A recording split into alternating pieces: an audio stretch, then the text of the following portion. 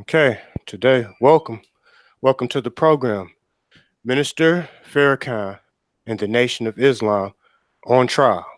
Today's debate will be epic, it will be heated, it will bring forth controversy, but I hope that we all remain brothers at the conclusion of today's discussion. I have two good brothers here with me today to provide testimony concerning this issue.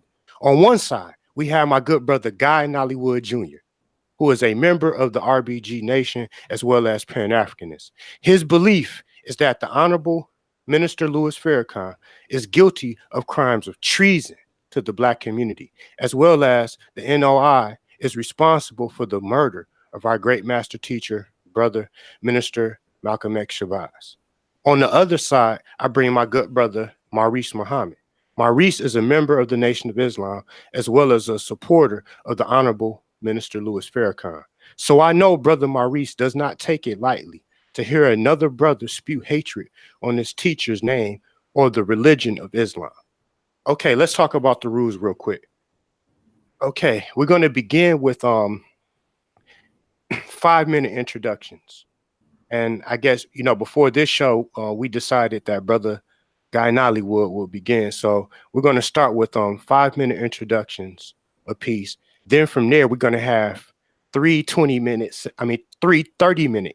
segments, to where each brother will be able to come on, and give, their argument. This is going to be a trial.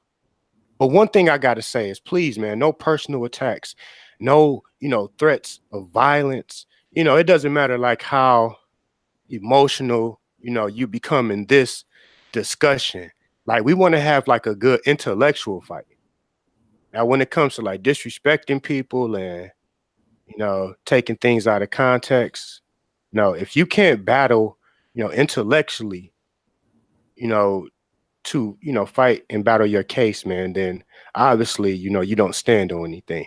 So here's what we're gonna do. We're gonna bring my brother Guy Nollywood to the platform for his 5-minute introduction, and then followed by Brother Maurice. I'll have a timer going on, so I'll let everybody know, once their time is up. So Brother Guy, Yeah, Minister. thank you, my brother. Thank you. As you know, this is Guy Nollywood, represent the RBG movement. You know what I'm saying? And my, I'm what considered the prosecutor, right? So my whole argument is going to show and prove that the Nation of Islam is a self-hate organization um, through the history of the religion, um, and that Farrakhan is the figurehead of a self-hate organization. So that's what I'm going to show for the people, and to let people see for themselves um, how it's not. It's definitely not for that religion is not for African people at all. So I would definitely present some evidence, and from the time Islam was created all the way to now.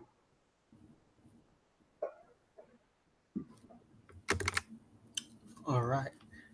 Peace and blessings, family. Of course, my name is Brother Maurice D. Muhammad, and I will be defending the Most Honorable Elijah Muhammad, the Honorable Minister Louis Farrakhan, the Nation of Islam, and you and me as believers in this great teaching. I will be defending the best way of life for Black people, no matter where we are found on the earth. Our brother Guy, he is a good prosecutor. I'm not going to take that away from him. And I expect for our brother to throw everything at us, kitchen sink and the damn cement. But that's all right. The Honorable Elijah Muhammad said that he gave us an invincible truth, and we will stand on the truth, and we will have our nation vindicated, our minister vindicated, our way of life vindicated. And as Brother Craig, the moderator, was saying, there will be no threats and none of that foolishness, because we are family and we're having a conversation or having a trial over points on which we differ. And just like now, we're brothers, we're friends, and we're going to be brothers and friends after this is over. So all of those who are joining us and all of those that are coming by and see this after it's done, prepare yourself to see our brother get his tail waxed. And I rest. Okay, yes, sir. Yes, indeed. So neither one of you went anywhere close to the 5 minutes that we initially were going to say. So I didn't even need to use the timer. So, okay, we're going to begin with the first, the body of the argument. Now, you'll get up to 30 minutes, brother Guy, or whatever. So when you're ready, let me know, because I don't want to start before I start this. But, you don't have to go 30 minutes. Okay. Or whatever. Just, just put your first, because you say you want this broken up in 3 different Right. Right. But Okay. yeah, right, yeah, pretty much, yes. Round, Okay. like 3 rounds, pretty much. Okay, so when you are ready, let me know and I'll press that button and get started. All right, I'm ready. You're ready. Okay, here we go. Well, first, before I go in, I want to ask my brother real quick question, and it's a yes or no question. Brother Maurice, Yes, do sir. you honestly believe in your heart that the white man is the devil and is your enemy? That's Yes, sir. You say yes. Yes, sir. Okay, now I'm going to, let me screen share something. Okay, just give me 1 second. All right. Now, as you can see, people, that my brother Maurice said he agreed that he believed that the white man is the devil and he's the enemy. Now, Maurice, do you see this picture? Yes, sir. Okay. Okay, family. Now, this is the difference between spirituality and religion. Now, spirituality it's all about proof. It's all about what you know, not what you believe. So the word belief means something that you think, but you can't prove. It's not like my brother said, well, I don't believe. I know the white man is the devil and he's the enemy. Now, that tells me there's some doubt there. When he said he believed, there's some doubt, there's some conflict. Now, as you can see, there's a picture in ancient Kemet, how our people knew the white man was the devil. They knew that the white man was the enemy. And this is on the walls of Kemet. They were trying to warn us then. Okay? So this is proof that the white man is our natural enemy. Okay? So that's the difference between spirituality and religion. Now, let me go to the next slide. Now we're going to get into the history of Islam.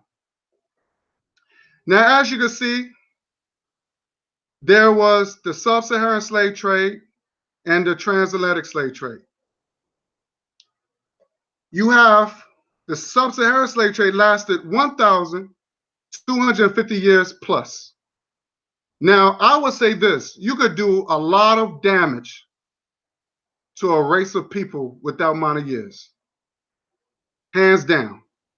The transatlantic slave trade lasted 430 years. The Sub-Saharan, 1825 million transported, 45 million died. Compared to transatlantic, 12 million transported, 23 million died. Sub-Saharan, slaves were brought by land. Transatlantic, slaves were brought by water. The Sub-Saharan, double castration, very few descendants to present date.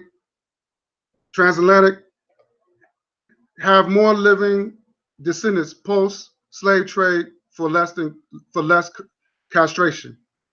Now, if you look down the bottom here, uh, they said the Sub-Saharan, they favored the African woman. They favored black women. Enslaving black women was the priority. Where that the transatlantic, their focus point was the black man. Okay, let's go move on. Okay, there's this book called The White Gold. It's based on a true story. And as you see, the title is Islam Affects Indigenous People for the Worse. And it's in this book, based on a true story. And this guy is this cruel ruler named Mulai Ismail Abin Sharif. And he's a Muslim, and he ruled Morocco from 1672 to 1727. And as you can see, he claims to be the descendant of Prophet Muhammad. Okay? Now, he had 25,000 slaves to build his capital of Morocco. He created 150,000 black slave army. He had a black slave army called the Black Guard. Okay, so this guy owned slaves. Now, as you can see, he's a white man. Okay, this is based on a true story. Okay, now this man right here, that's a black man. That's a black man. And his name is Tipple Tip, right? But they say his real name is Ahmed bin Muhammad. Okay? This is a black man. And he exploited his own people, right? He's a slave trader. He was an ivory trader. He even owned plantations. Now I'm going to show you something. Now, of course, you see him with his Muslim brothers. You see him at the end.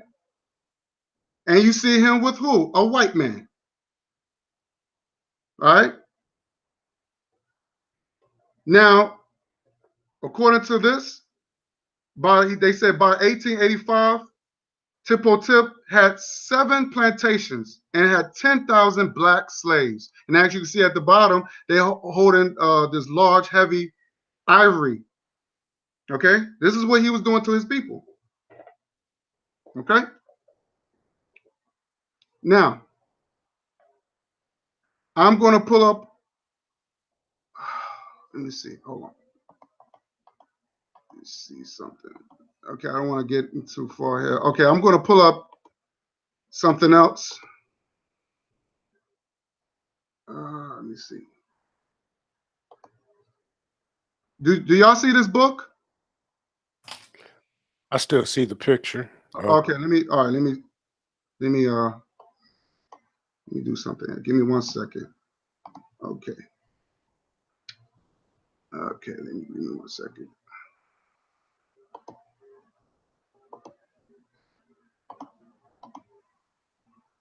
Okay. All right.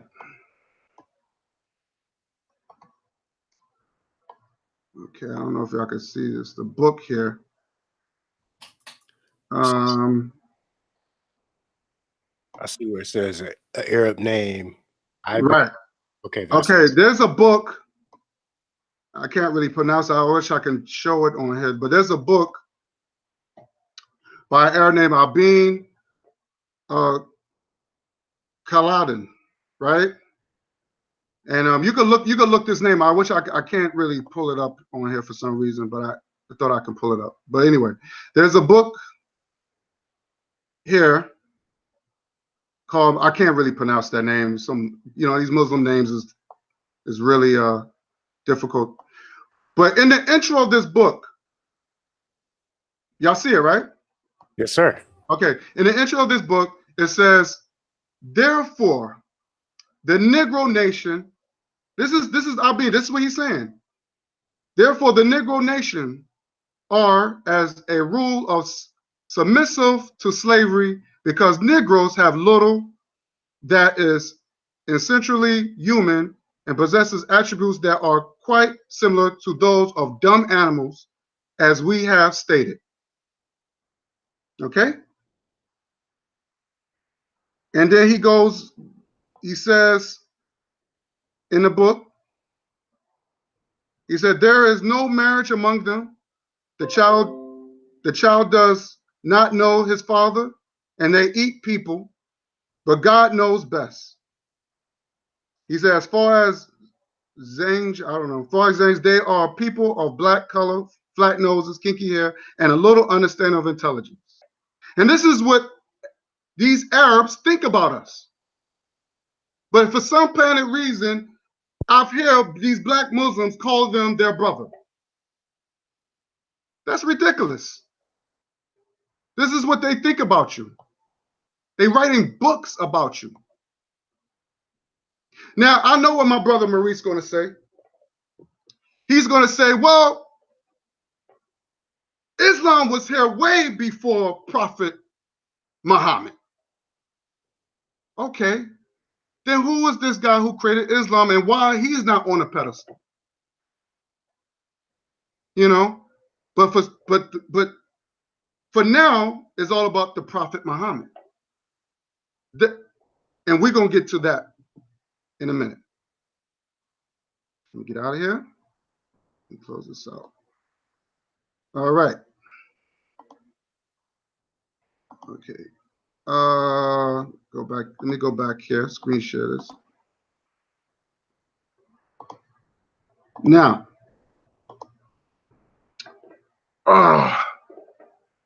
so now the question is,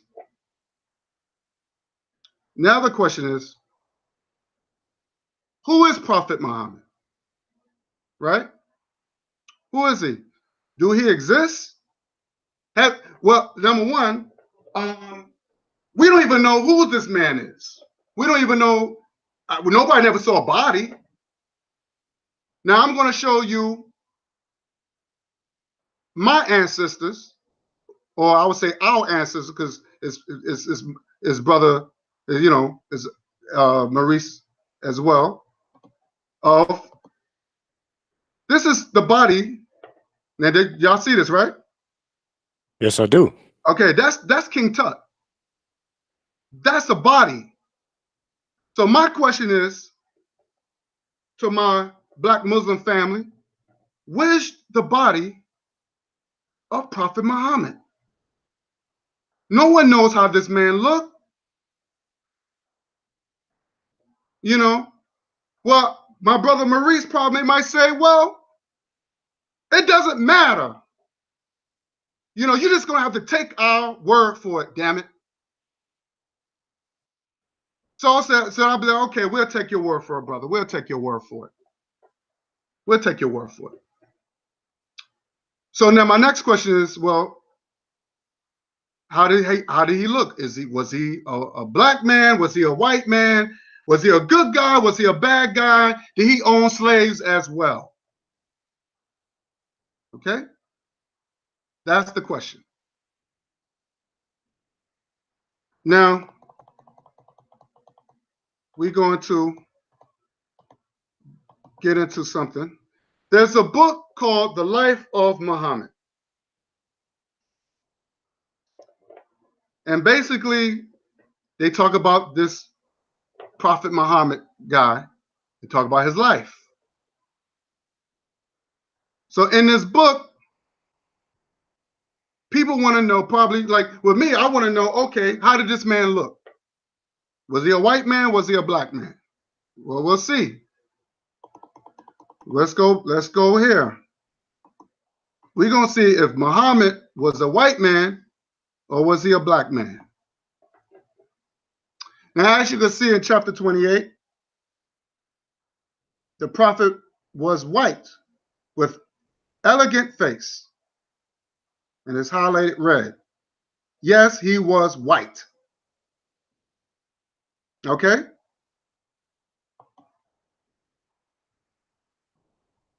All right. And they even said right here, they said whoever says that the prophet was black is killed. The prophet was not black. Mm. Okay.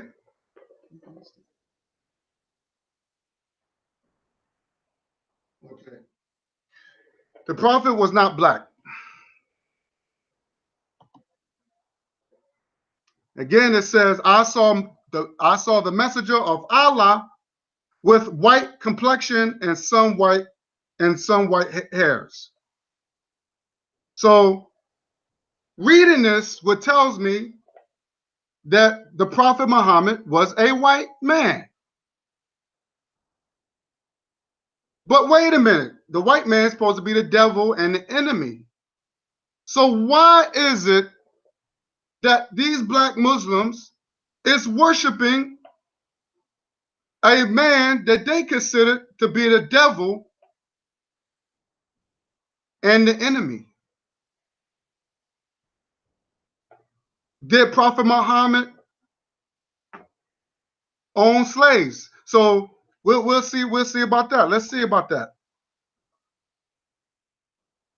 Well, I know one thing, Prophet Muhammad, it seemed like to me he don't like women to rule.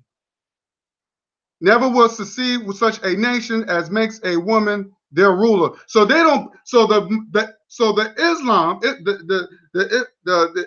I say the Muslims do not believe women to rule. Now, of course, ancient Kemet throughout Africa, way before Islam existed, we have women rulers. We have no problem. Look at Queen Candace, who ruled Ethiopia. She was a commander of military. We had Queen Nzinga, who was the queen of Angola. We didn't believe in no Islam. We believed our sisters to rule.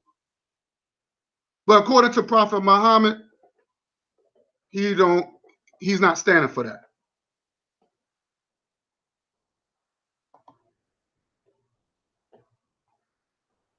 They also, according to the book, they said the black man was Satan. He was considered evil.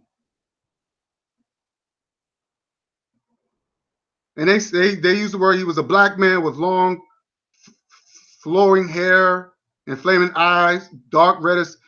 You know, they say Satan was the evil one. Right? Of course, Prophet Muhammad owned slaves. It shows right here, he owned slaves. A black slave of Allah's messenger.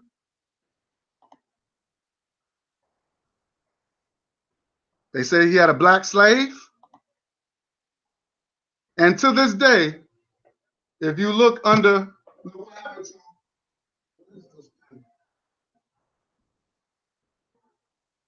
I'm sorry.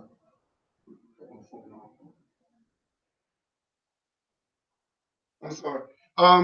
If you look under what happened in Libya, look what the Arabs was doing to our people. Look at that. I don't. You would you still call these people your brother? You would still call these people your brother? I'm a little confused.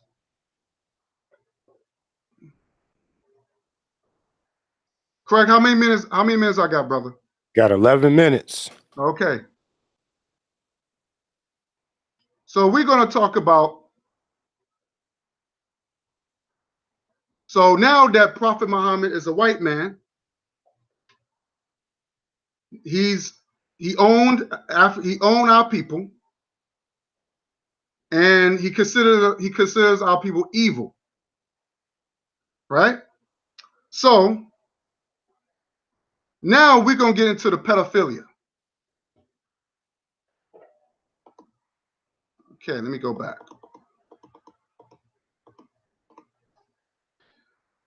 Muhammad, he raped a 9-year-old girl. Now, here's the thing. This is in their Quran.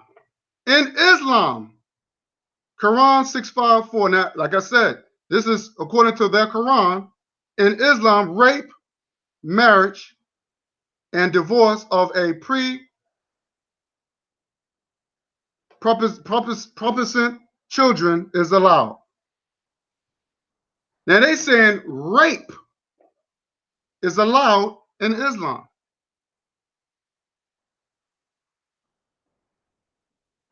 So that should be disturbing. Well, it must be true because they said Prophet Muhammad was doing it. Well, let's see if everybody else was doing it. As you can see, there was a well, let me look. Let me just go this. There was a mass Muslim marriage in Gaza. They said Muhammad married a 6-year-old bride, but Islam was involved in 1,500 years.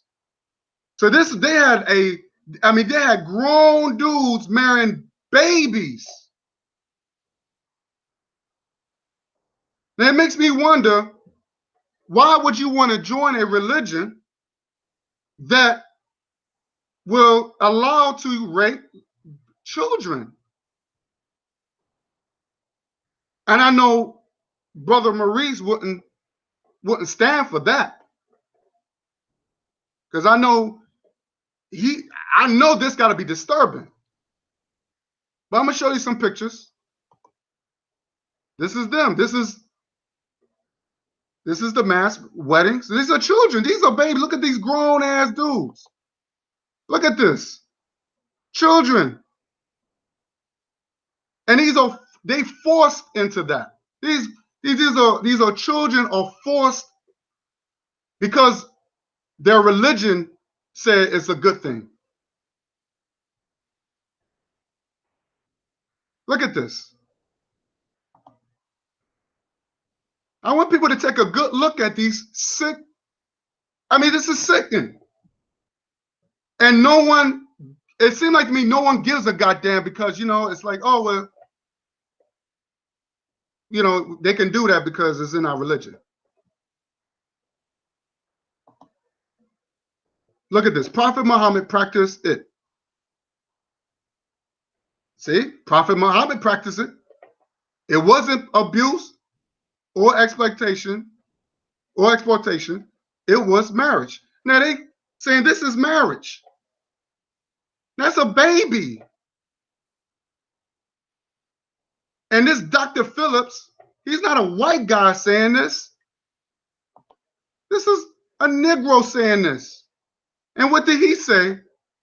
If a Muslim man in his 50s wanted to marry a young woman who was 9 or 10, I'm sorry, who was 9 or 10, and she had reached puberty, it's legitimate. You see how indoctrinated this is? You see the slave mentality of this? This is a black man, and he know damn well he wouldn't. What happened if that was his daughter, 9 years old, and some grown dude took advantage of his baby girl?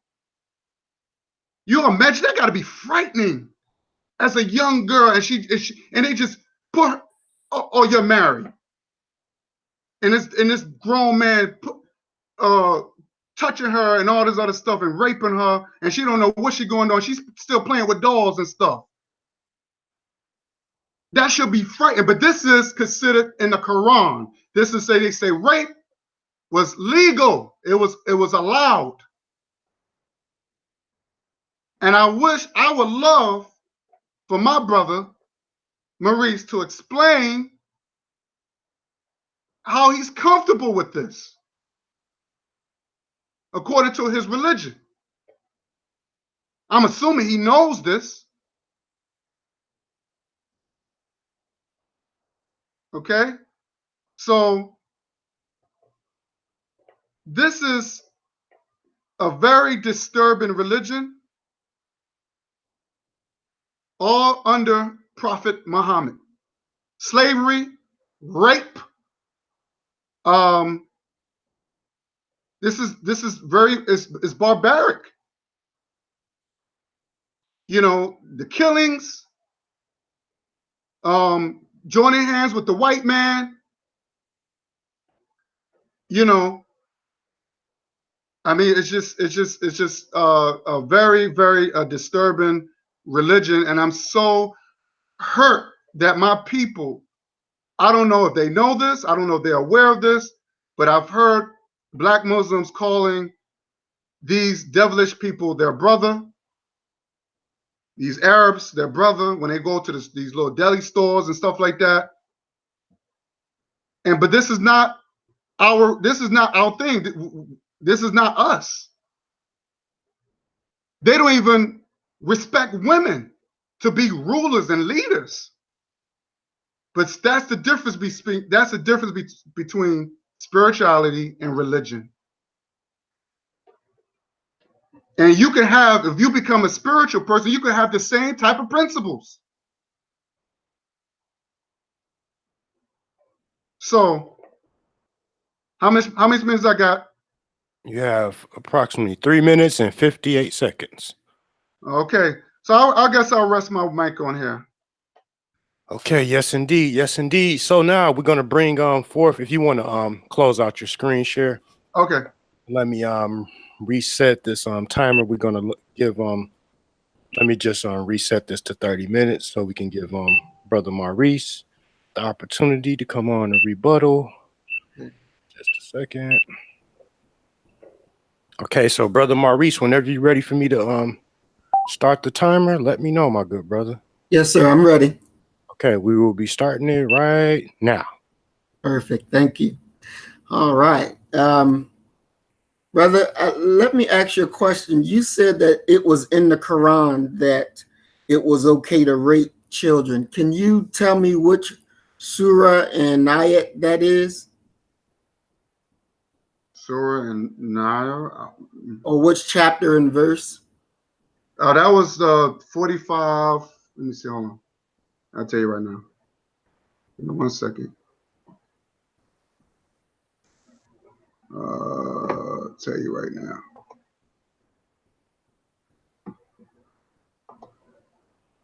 Okay. Quran 65 and 4. Chapter 65 and verse 4? Yes. Okay. All right. So I want to start off. And could you repeat for me when you talked about spirituality? What did you say spirituality was? Spirituality is basically all about life. It's embracing life. That's what spirituality. I ain't really give a definition of spirituality, but spirituality is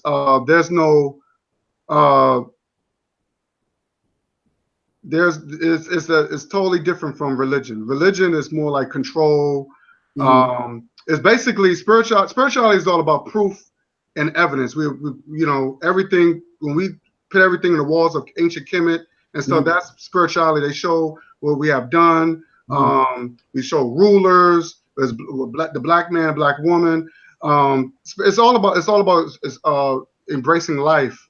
Okay. Perfect. That's good. Okay. So I want to go ahead and I guess we'll start from the unknown and move to the known. First, when we look at Islam, and we're looking at Islam that was started in the East, our people, Black people, we already knew of the concept of the one God. Okay. We already knew that. We didn't need a book to tell us that. When Prophet Muhammad freed Bilal, who was a slave in Abyssinia, and he was teaching Bilal about Islam. And when he got to the part about God being one, Bilal, our brother, said, yeah, we already know that. That's nothing new to us. This is who we were. This is how we operate. So what you're bringing to us, there's nothing new about it. Now, Bilal is very pivotal, not pivotal, but I would say pivotal, because he did make a switch.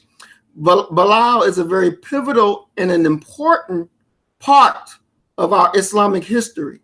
We have the call to prayer, which, everybody hears, Allahu Akbar, and such and such. Well, that did not come to Islam until Bilal came. So if you go to any of these Muslim countries, I think especially Syria, and they will take you to the grave of their quote unquote beloved master, Bilal. And Bilal was a Black man again. And he was a very close friend, a very close associate of Prophet Muhammad.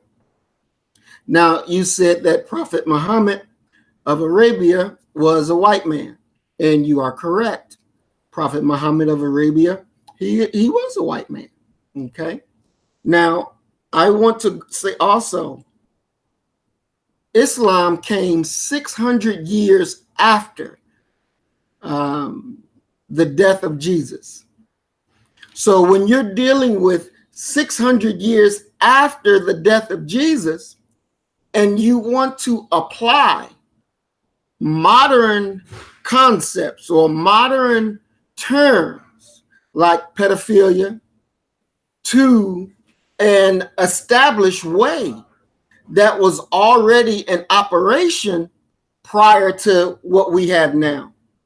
So I would not think that would be considered pedophilia, simply because if that was the tradition, it wasn't just the tradition of this group, but it was the tradition of many more people, that once a child gets into puberty and they start their cycle or whatever, then they say that she's a woman.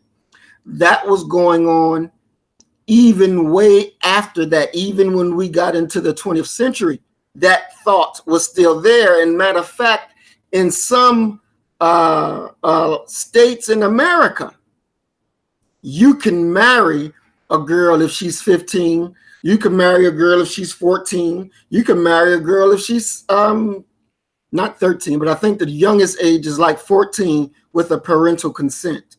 Now, do I agree with that? Hell no, I don't agree with it. But that is legal. Okay, so when you're dealing with over thousands, over 2,000 years ago, over 3,000 years ago, cultures in that time were very different.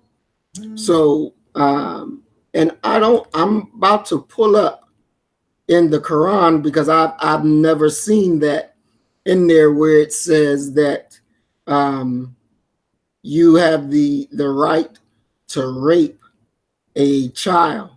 I've never seen that. So I want to go and pull that up because that's quite disturbing.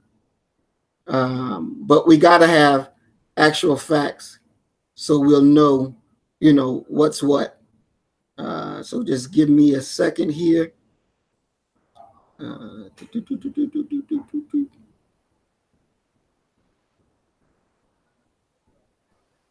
right. Come on.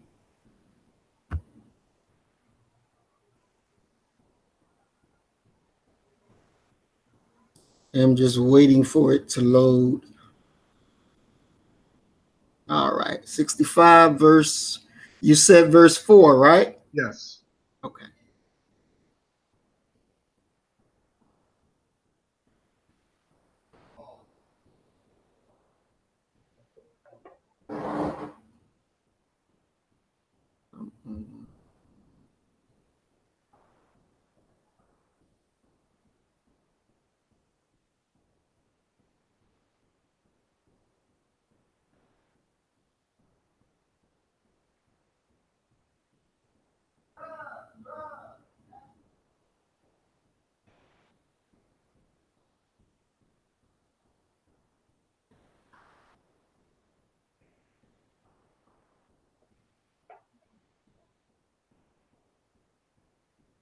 Okay, and on the one that you're looking at, it talks about that chapter is called the divorce, chapter 65.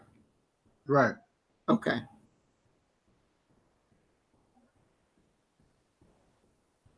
They said rape, marriage, and divorce was allowed in Islam.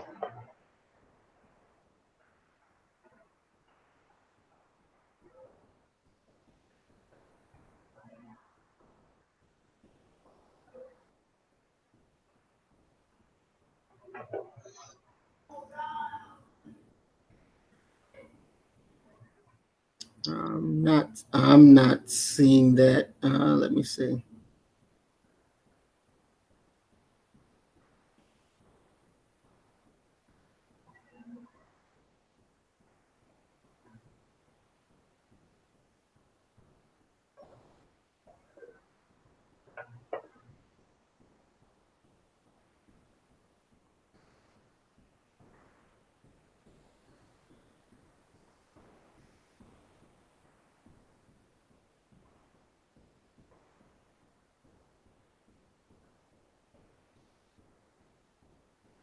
Okay, I need to. I'm gonna have to pull it up on my actual computer. So, just give me 1 second to get this pulled up because this I just that part is so important that we need to really get the actual facts on that, Mm-hmm. because that's Yeah, it's very disturbing. yeah. And like I said, I could be wrong. I could be wrong, but this is the evidence I got because it is being practiced. Okay, verse 4.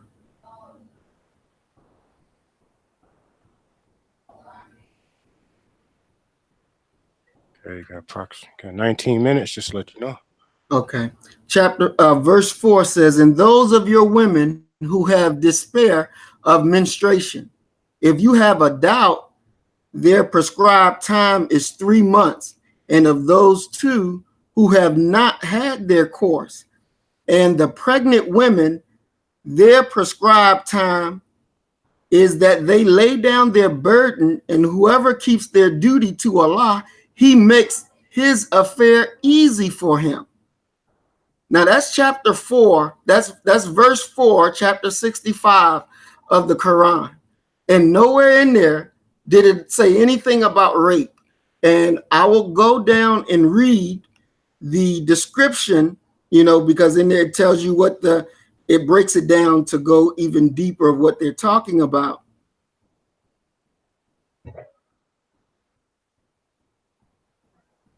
Okay, it says, it is recorded that the directions contained in this chapter were needed to correct a mistake made in connection with the law of divorce. Ibn Umar who has divorced his wife when she had her courses.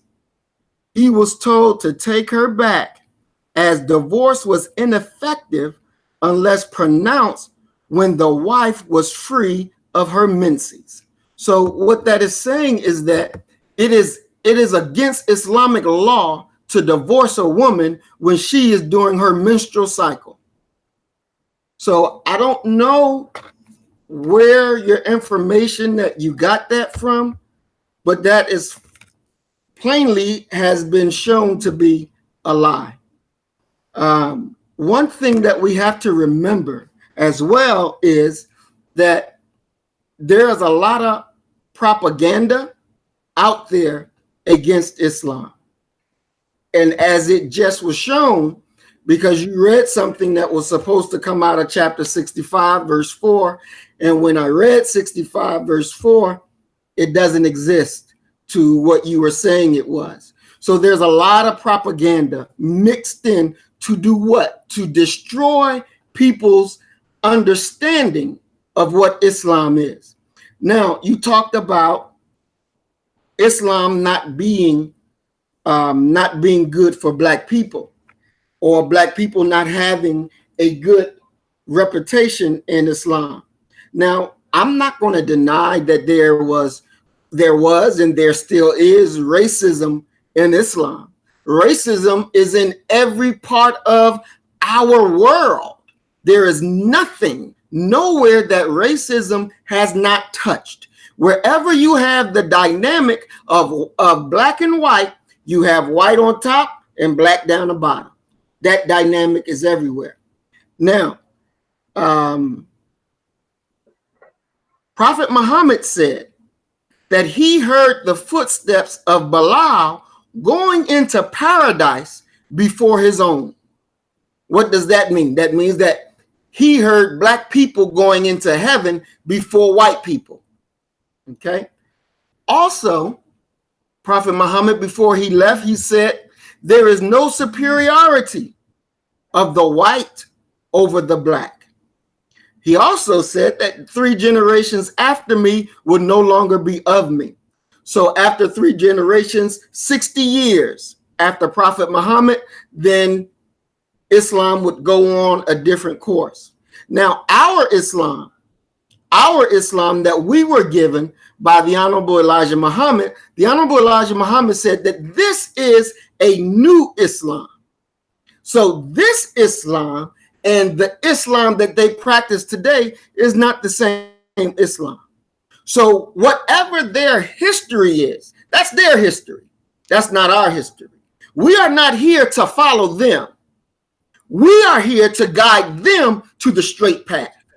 So it is in Islamic culture or history that the Mahdi will come and guide the Islamic world back to the straight path. And we say that God came in the person of Master Farrakhan Muhammad. He is the Mahdi who will guide the nation of Islam to, or guide the Islamic world to the right path that the nation of Islam has taken. It is not for us as Muslims to follow them. And we don't do that. We don't follow them. We stay where we were taught, and we make them bow down and follow us. So when they came to America, to our Islamic conference, and there's proof, they crowned Minister Farrakhan as the Grand Mufti. They crowned Minister Farrakhan in Saudi Arabia and said that there was a Black sheikh who was the head of all sheikhs. And they gave Minister Farrakhan his cloak and his staff. And the staff is like a stick that you walk with. And the minister asked his son, what does this mean? Why is he giving me this? And he says, he's giving you his authority. He's giving you his role. So he's submitting himself to you. So when we know in the Nation of Islam that we were taught that the white man is the devil, we don't change from that. We don't change from that. That is our teaching. And if the Islamic world don't like it, we don't care. We don't change. Minister Farrakhan went there, and for 3 days, They wrangled over that, and they couldn't sleep, and they could not defeat the argument that Minister Farrakhan gave. So no, sir, brother, we don't follow them. We don't follow them. We don't bow down to them. No, they do bow to us because we are not of that. That's why there's so much weakness in the Islamic world. That's why they're so weak. That's why America kicked their ass any damn time they want to, because they're weak. They have strayed from the straight path. They don't like black people. That's evident. That's evident. I don't shop at Arab stores because I know they don't like my people. You don't like my people, you don't like me. And guess what? I don't like you. So we're not taught to go and jump over our people to embrace an Arab. We're not taught that. No, they will bow down to us like they do. So no, that's a misunderstanding, because a lot of people don't know what the Nation of Islam is and don't know what we're really about. And you talked about spirituality. Now, spirituality is the quality of being concerned with the human spirit or soul as opposed to material things. So spirituality, you can't see your spirit. We can't see that. That's, what they would call invisible, transparent. You can't see it, but you can feel it. You can feel the presence. You can feel the essence of someone. So when you're going to church and you're doing these things that can be seen of people going to church or going to mosque, yeah, you practicing religion. But the unseen is how you live your life. It's what you do in your life to make you connect with the Creator, and you and the Creator become one. That's what spirituality is. And it doesn't give a damn about who see me or not, because it's what's on the inside of me that motivates me to do what I do. It is that thing that gives me my strength, that regardless of the situation, that it cannot be destroyed. So when you see Minister Farrakhan and him take the strong stance, or you see any of us take the strong stance that we take, it's because our spirituality is intact and it's not compromised and it's impenetrable, because the Honorable Elijah Muhammad has given us a truth that can never be defeated. The black man and woman is the first people on earth. We are the children of God. We are God. And that is something the Islamic world don't agree with, but we don't change it. We don't change it, because it is not for us to follow them. It is for them to follow us.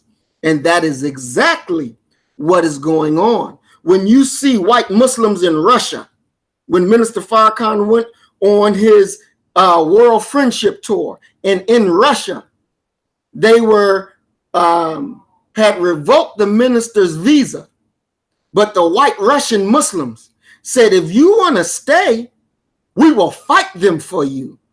We will kill them for you. The minister said, no, you ain't got to worry about that. I'll go ahead and I'll get on this plane and we can go on about our business. Why would a white Muslim, embrace Minister Farrakhan, who said a white man is the devil? Why would white Muslims in Russia say that they are a part of the Nation of Islam when they know we teach that the white man is the devil? Because as the Quran says, the guilty blue-eyed devil. Ain't no black people with no blue eyes. The guilty blue-eyed devil. They understand who they are, but they also understand that if I submit my nature to do the will of God, then I can be spared. I can be saved. So they will submit their will to do the will of God. Anytime a white person, whether you're Muslim or not, embrace Minister Farrakhan, and you know that he has not changed the teachings, because we all still say it just as it was given, or matter of fact, took it up another level, because the messenger actually said, stop saying the white man is the devil and start saying that the white man is Satan. Now, there's a difference between devil and Satan. See, because Satan operates and Satan makes little devils, because Satan operates with knowledge. And as it was shown today with the information that you presented that was patently false, that did not hold up, because in the Quran, in that verse that I read, and anybody can open the Maulana Muhammad Ali Holy Quran and read it, for just as I read it, and you will come up with the same thing. We don't worship Prophet Muhammad. So you said that we worship him, but we don't worship Prophet Muhammad.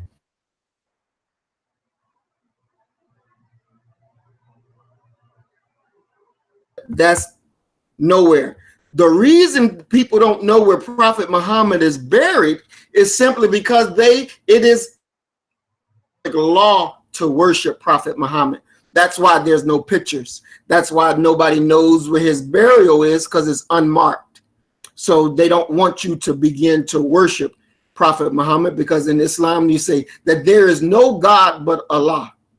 So if you're worshiping Prophet Muhammad, then you have taken him as a God other than Allah. Okay. So I dealt with the rape thing. Now also, I want to say this. Don't confuse the Arabs' culture for Islam. Because when you confuse Arab culture with Islam, then you really, really get off track. Okay. When you look at women and you said that they're not respected, in Arab culture, women are not respected for the most part, from what I've seen in Arab culture. But what I've seen in Islam is totally two different things. We had Sister Minister Ava Muhammad. She was a Southern regional minister.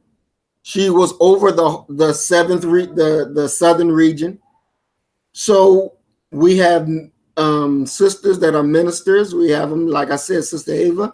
You know, you see sister captains, lieutenants. So there's no such thing that the Nation of Islam disrespects our women. We're not known for that. We're known for the protection of our women. We're known for the elevation of our women, because it is the Nation of Islam that teaches no nation can rise above the standard of its woman. We teach that. So we taught that the black woman is the second self of God. Ain't nobody get that from nowhere else but the Nation of Islam. It wasn't until the Honorable Elijah Muhammad came and was teaching that the black man is God and the black woman is the second self of God that knowledge began to flow.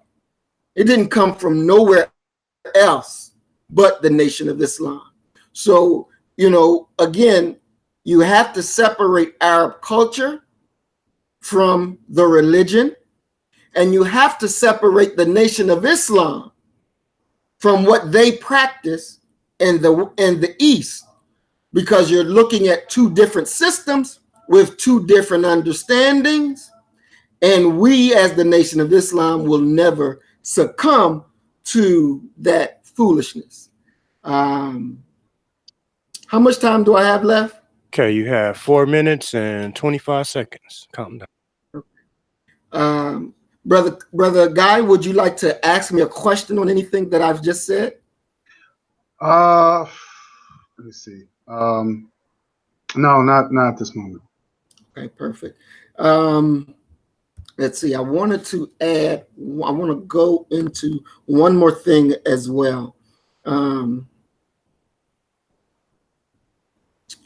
Give me 1 second so I can find it.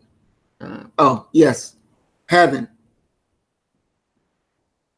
When you talk about the Arab slave trade, right? And that was real. That's not a damn joke. That's real. That happened. There is no people on this planet that have not abused and misused black people. There's none. Nobody's hand is innocent. And what I'm talking right now, I'm talking particularly among those that were shipped from the motherland to America, to Haiti, to Brazil, to Europe. I'm talking about us now. Everybody on the planet played a part in our downfall, played a part in our enslavement.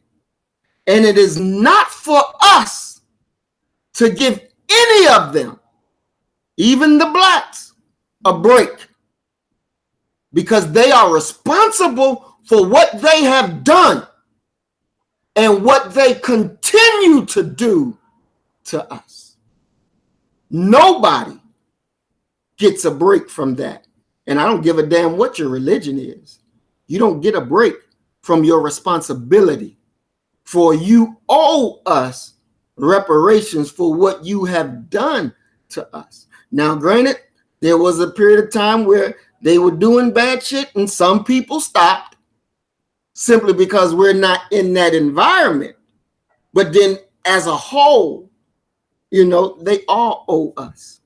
And it's important that we get that understanding and know that even the slaves that's in Brazil, they're even different from us because they were enslaved 100 years after we were. But our condition is still worse than theirs. So we that are slaves here in America was done the worst out of everybody. And we should not give anybody a break. Do not give anybody a pass, not even the goddamn Indians. Because it was 5 tribes who fought on the side of the South. And out of those 5 tribes, when the Civil War was over, they still had us slave, and America had to threaten them with war if they didn't release us and share the land. But I'll get into that a different day. But I just want to make sure that all of us understand that nobody gets a pass for what was done to us. We will hold everybody accountable, and their bill is due. And I rest my mic. Yes, indeed. Okay, that was a great round. Let me prepare this timer again. So now we're gonna go into round 2, and we're gonna give my good brother Guy Nollywood Jr. back the microphone so he can go into round 2. Of his presentation. So yes, indeed, my good brother. Whenever you are ready. All right, I'm ready. Hey, just a minute. Let me reset this timer. Let me get everything. Okay, I'm about to go in 3, 2, 1. All right. Okay, that was very interesting. My brother said some very interesting stuff.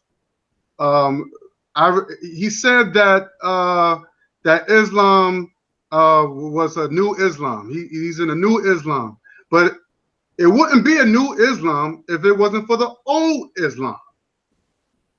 Okay, so to me, I disagree with that because I believe, according to the information that I got, because this is going into the Nation of Islam now. But before I go into the Nation of Islam and knowing they still practice the old Islam, I'm going to say 2 quotes from my great teacher, Dr. Ben, and the Honorable Marcus Garvey. The great Dr. Ben said, Islam is Arabic. This is the reason why my brother Maurice probably reading the Quran in Arabic, not Swahili, not Ashanti, no African language. It's in Arabic. So Dr. Ben said, and I quote, Islam is Arabic. We are greater. So in other words, he said, we are better than that. We're greater than that. Never allow your oppressor to misguide you. Know your true history. No religion was before the Nile. No one is before us. Remember that. The Honorable Marcus Garvey said on March 1917, the Negro is crying for Muhammad, a prophet, to come forth and give him the Quran of economics and intellectual welfare. Where is he? Now, I'm gonna screen share. Just give me 1 second. Just give me 1 second.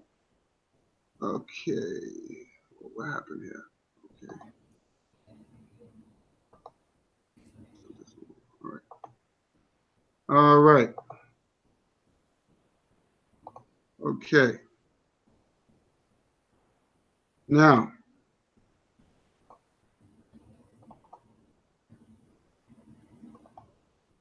come on, come on. Give me 1 second. Give me 1 second. I'm trying to get this thing on board. What's going on here? What's going on here? Okay. All right. Okay, what's going on here? I'm trying to screen share this thing. All right, let's do this.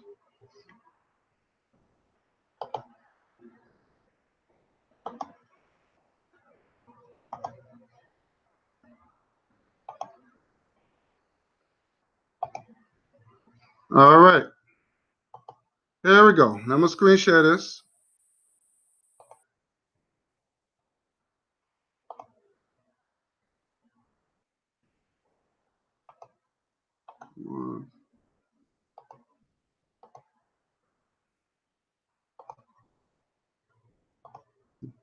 Did everybody see this? Yes, sir. I can see it clearly.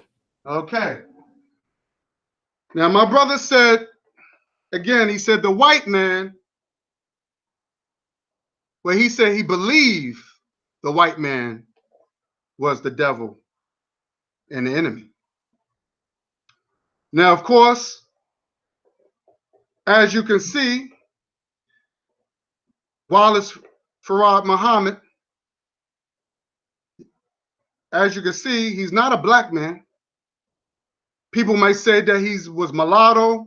People might say that he was an Indian. I've heard so many stories. And I've even heard say he was European.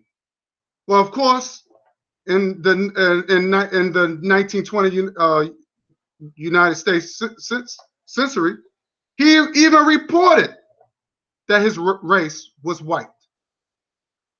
But again, he's not a black man.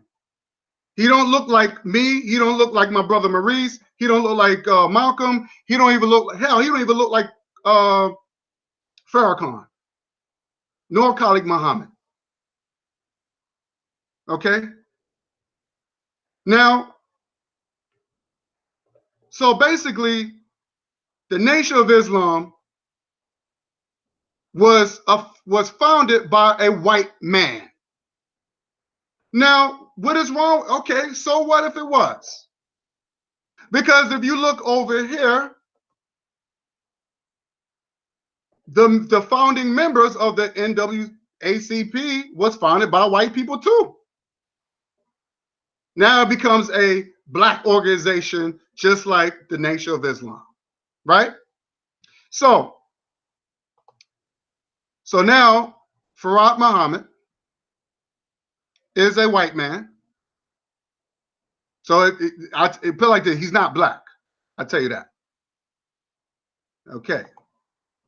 Now let me go back. Let me get out of here. Let me see what's up. Okay. Okay. Now we're going to talk about. Let me go back. Let me do this. And we're going to talk about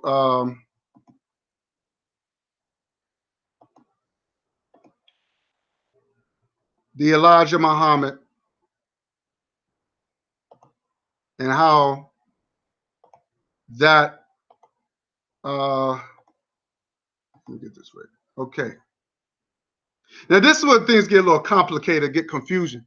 Now I don't know if anybody might want to hear this. I'm gonna play this. I know this might sound a little low, but we're gonna get into the confession of Elijah Muhammad. Okay. So now we know that that NOI was founded by a white man. Okay, so we got that out. Now we're gonna fast forward. Now Elijah Muhammad was taught by Farad Muhammad. So now when things get a little, we talk about the situation between Elijah Muhammad and Malcolm. That's when things get a little crazy. Okay, so I make sure I got everything in order. Now, I don't know if y'all can, it's going to sound a little low, but I hope y'all can hear the confession. Now, this is based in the movie or the autobiography of Malcolm X.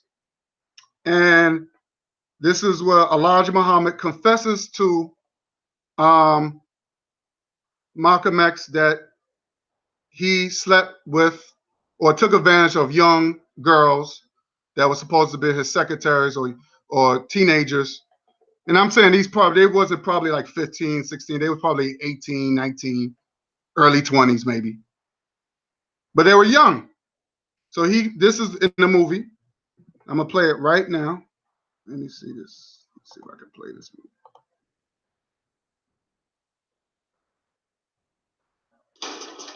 Oh shit, I'm sorry. Oh, that's not it. Hold on. Let me go back. Sorry about that. What's going on here? Oh, here we go.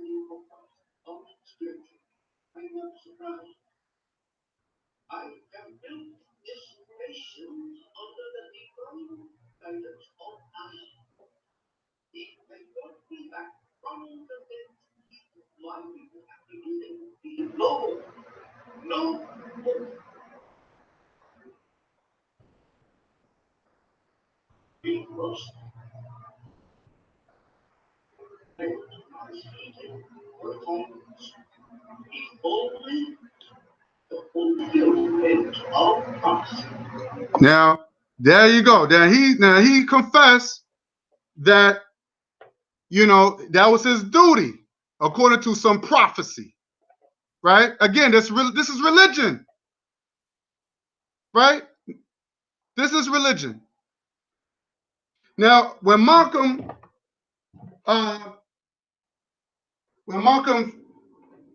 in the movie and even in the book, he said about betrayal. Malcolm felt betrayal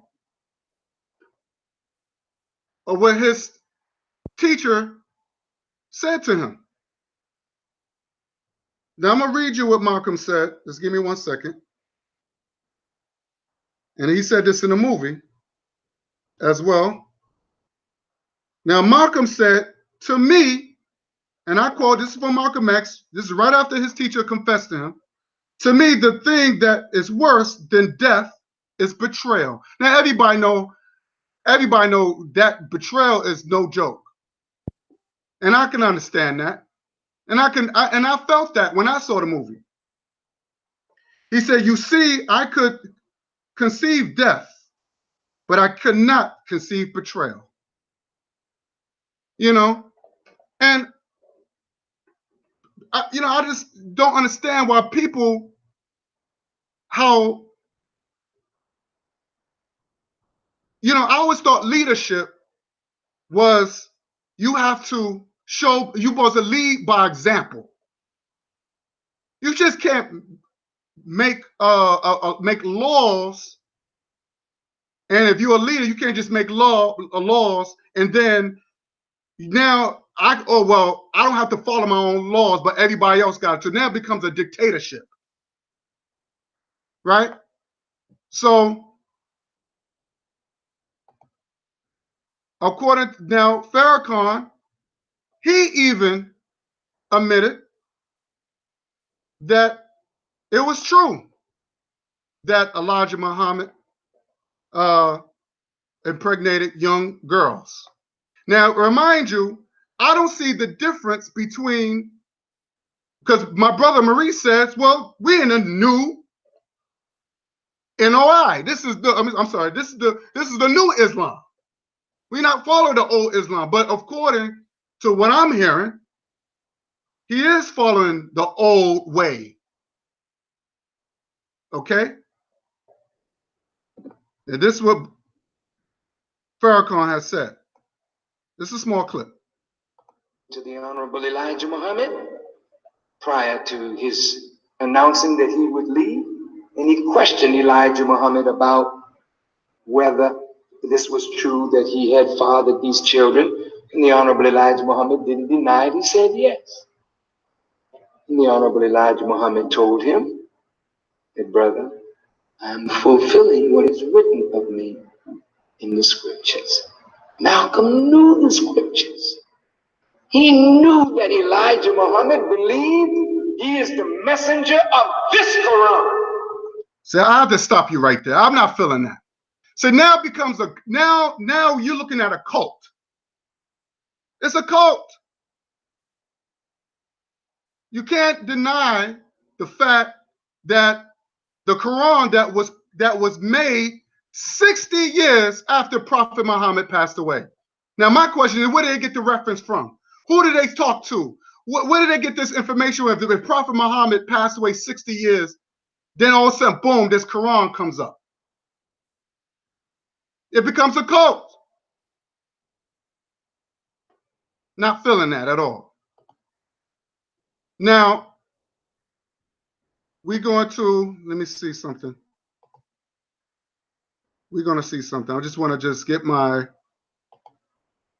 okay, let me, okay.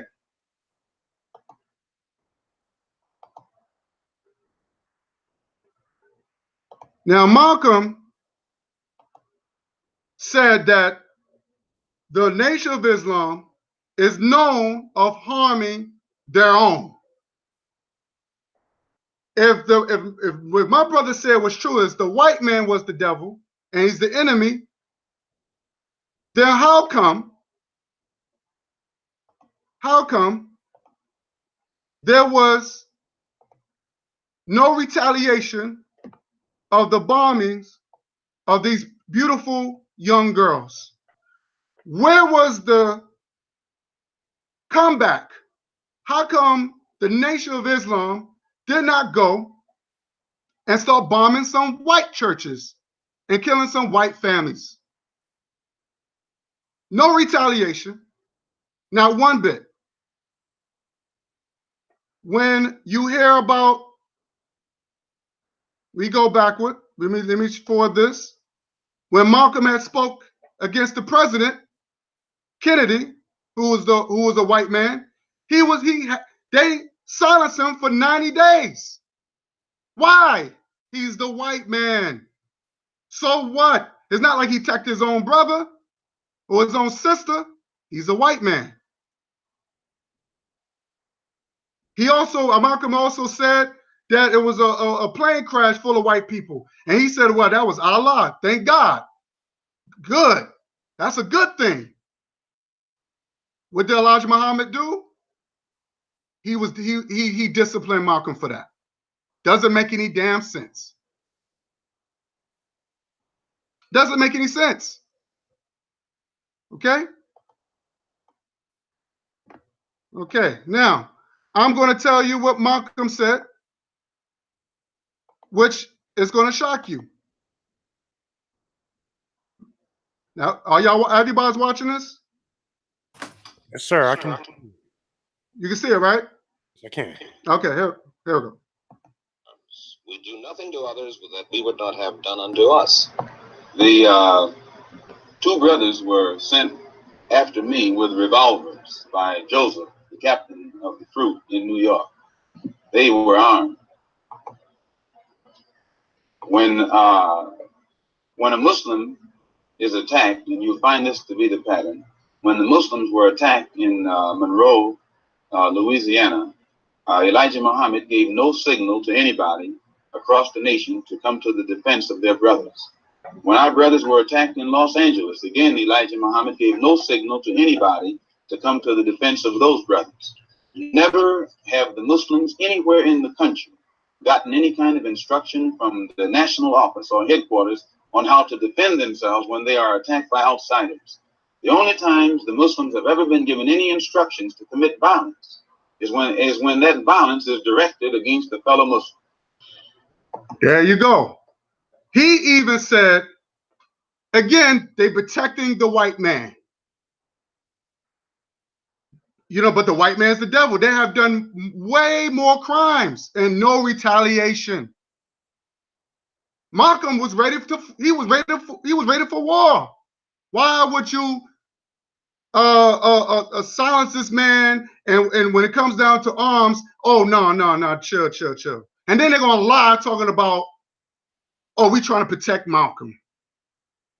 Why would you protect Malcolm from the white man? You should be ready for war. But when it comes down to each other, oh no. But this is get crazy. Now I'm gonna show you another clip. Now watch this. Amir, who was Cassius Clay's secretary, whom they beat unmercifully up in Boston, and the court freed. Brother, this is Leon Amir, who was Cassius Clay's secretary, whom they beat unmercifully up in Boston, and the court freed the men who beat him. They fined him $100, was it? Fined him $100, and he was on the inside of the Black Muslim specialty squad. And I know it. And it was he who heard Elijah Muhammad Jr. come to New York when Elijah Muhammad was at the Armory in June of last year. Jr. stood up and told the fruit, many of whom are here now also, that I should have been killed, that my tongue should have been put in an envelope and sent back to Chicago by now. And because Fat Joseph had not done it, they demoted him. He remained captain, but Clarence up in Boston was put over Joseph. See, this is crazy. This is crazy. These are black people doing this to each other. What did Malcolm do that was so wrong when you had the KKK that bombed for our babies? This is why I get upset about this. This is when it comes. This is religion.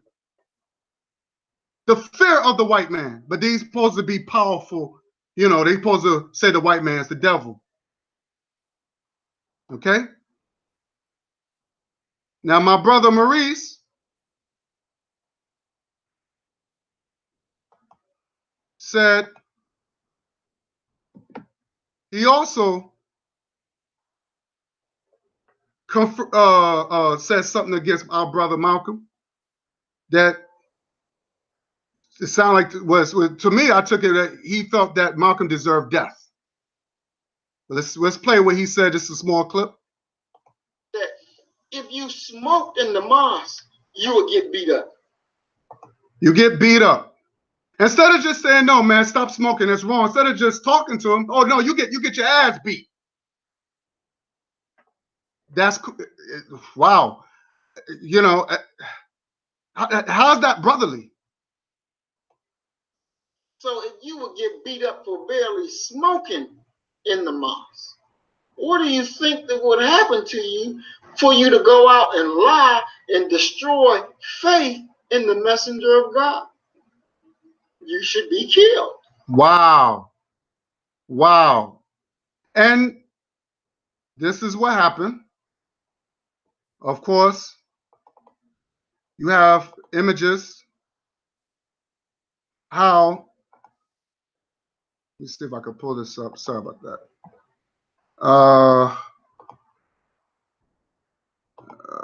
Come on, let's see. Give me 1 second.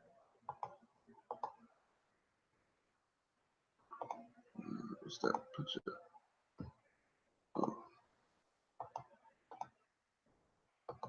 Give me one. Oh, here we go.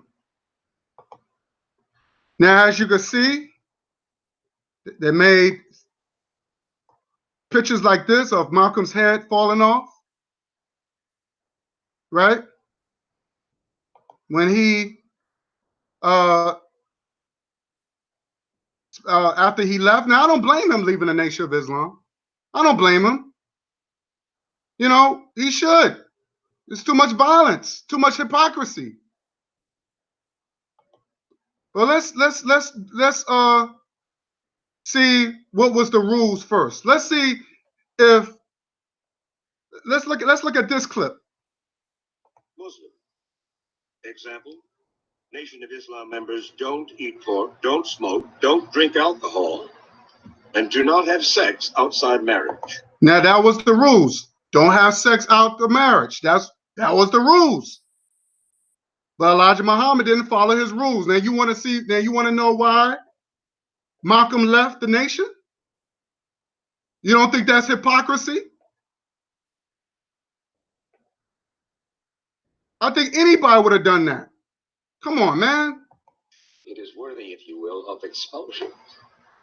That is correct. Adultery. That is correct. Fornication was worthy of expulsion. But in 1963, Malcolm X learned that Elijah Muhammad himself had repeatedly committed adultery with some of his teenage secretaries. They said teenage secretaries. Don't that sound familiar? They're not women. They're teenagers. Had children with him. Malcolm agonized over his discovery, and in June of 1964, he told me about it. And he called some of these women who were living in Los Angeles at the time and let me listen to the conversation. And it became apparent that he was telling the truth. He told you about that, yes? Mm-hmm. Now I'm gonna fast forward this because this is when he started to Farrakhan started to saying that he was worthy of death. Let me see if I can find it.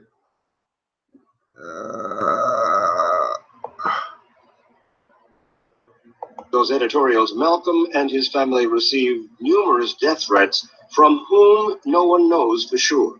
Are you not, perhaps, afraid of what might happen to you as a result of making these revelations? Oh, yes. I probably am a dead man already. And how did Louis Farrakhan react? He began writing incendiary editorials in the Nation of Islam's newspaper. Let me read you what you wrote in December of 1964. The die is set, and Malcolm shall not escape, especially after such evil, foolish talk about his benefactor, Elijah Muhammad, in trying to rob him of the divine glory which Allah has bestowed upon him. Such a man as Malcolm is worthy of death. This was only 2 months before he was shot down. Now, my question is this: how come he didn't get 90 days of silence? How come he wasn't disciplined when he said that about Malcolm? That I don't understand that. But when Malcolm says something about the white man, he gets silence. I'm very confused with that. So, of course, we're gonna show. As you can see here, Malcolm gets killed. Malcolm gets killed. You see the bullet holes right here. A black man's dead, but the white man's still alive, and no one gives a shit. All because he spoke out against the madness of the Nation of Islam. Okay. But we're going to see, because they keep saying that Malcolm was a traitor, but we're going to see if Farrakhan is a traitor. Now we're going to get into the juicy part now. They keep saying, well, he's a traitor. Well, let's see if Farrakhan is a traitor. Okay? We're going to see if Farrakhan is a traitor. Okay. What do you see here? He said, this is what Farrakhan, quote of Farrakhan, white people are potential humans. They haven't evolved yet. And you can see the picture of his son, his interracial relationships. But Elijah Muhammad said the Negro wants to be everything but himself. He wants to integrate with the white man, but he cannot integrate with himself or with his own kind. The Negro wants to lose his identity because he does not know his own identity. Here we go. What do we see here?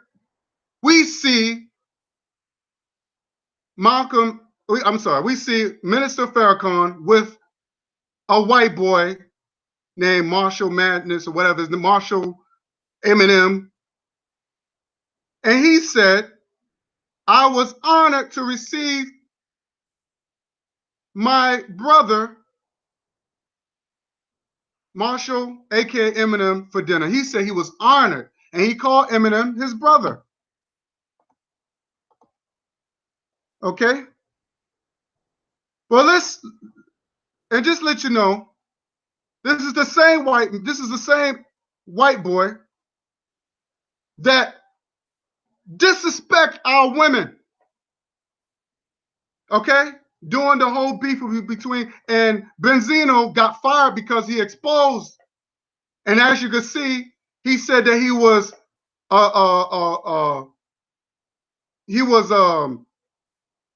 a rap god, but he's typically a rap devil.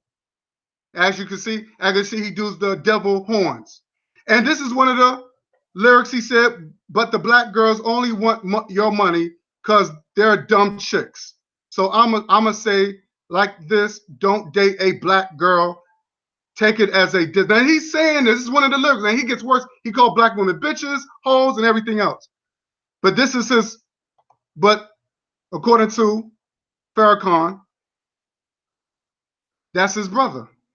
Now, I'm going to read you something that what Elijah Muhammad said. He said that you are under a people that by nature, they cannot do good by you. It is not in their blood.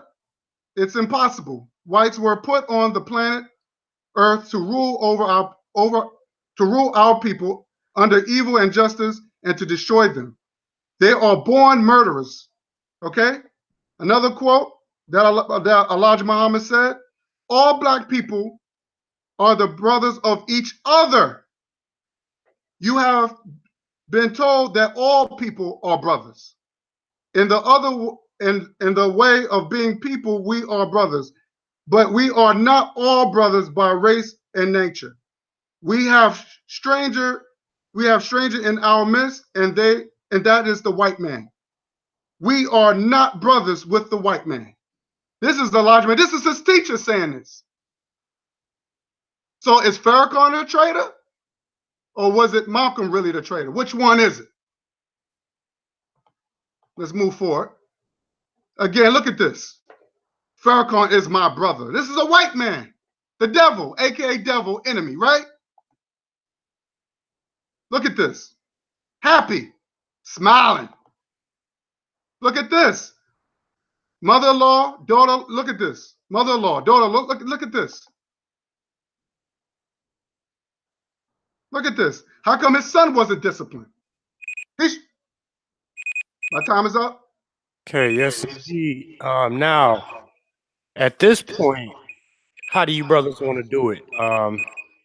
Because if you were to get an extra 2 minutes, then Brother Maurice would have to also get an extra. Well, let me get the extra 2 minutes, and I'll let the brother, because I want to let him get it. I just want to get this few things in real quick. Let me get the extra 2 minutes. Okay, yes, sir. Can you time me? Yeah, just a second. All right. Yes, indeed. I'm doing it right now. Go ahead. Okay. How come his son wasn't disciplined? If I was me, I would have been so disgusted. You know what I'm saying? Hey, wait a minute, this is wrong. I would have been so furious. So it makes you wonder who's the traitor. Look at this. Now we're going to talk about the nation of Islam. Now Farrakhan went further of integrating the nation of Islam. As you can see, you have a white man, the so-called devil, as part of the nation. Right?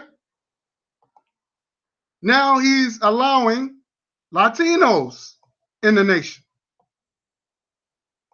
Members of the nation of Islam.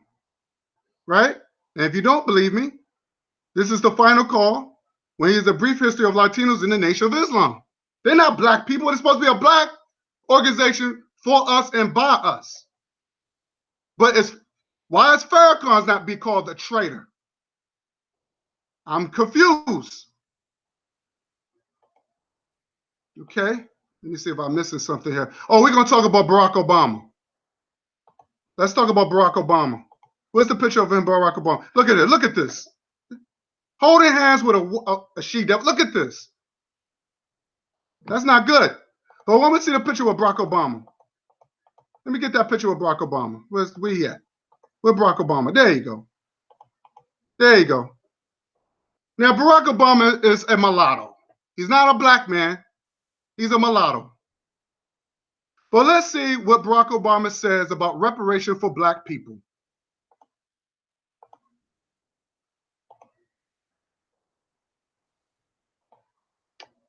Almost 50% of South Carolina's Democrats are African Americans. It's among the highest percentage of the nation. So we're getting a lot of questions from YouTube viewers on race tonight. This first one is for Senator Edwards. Let's listen.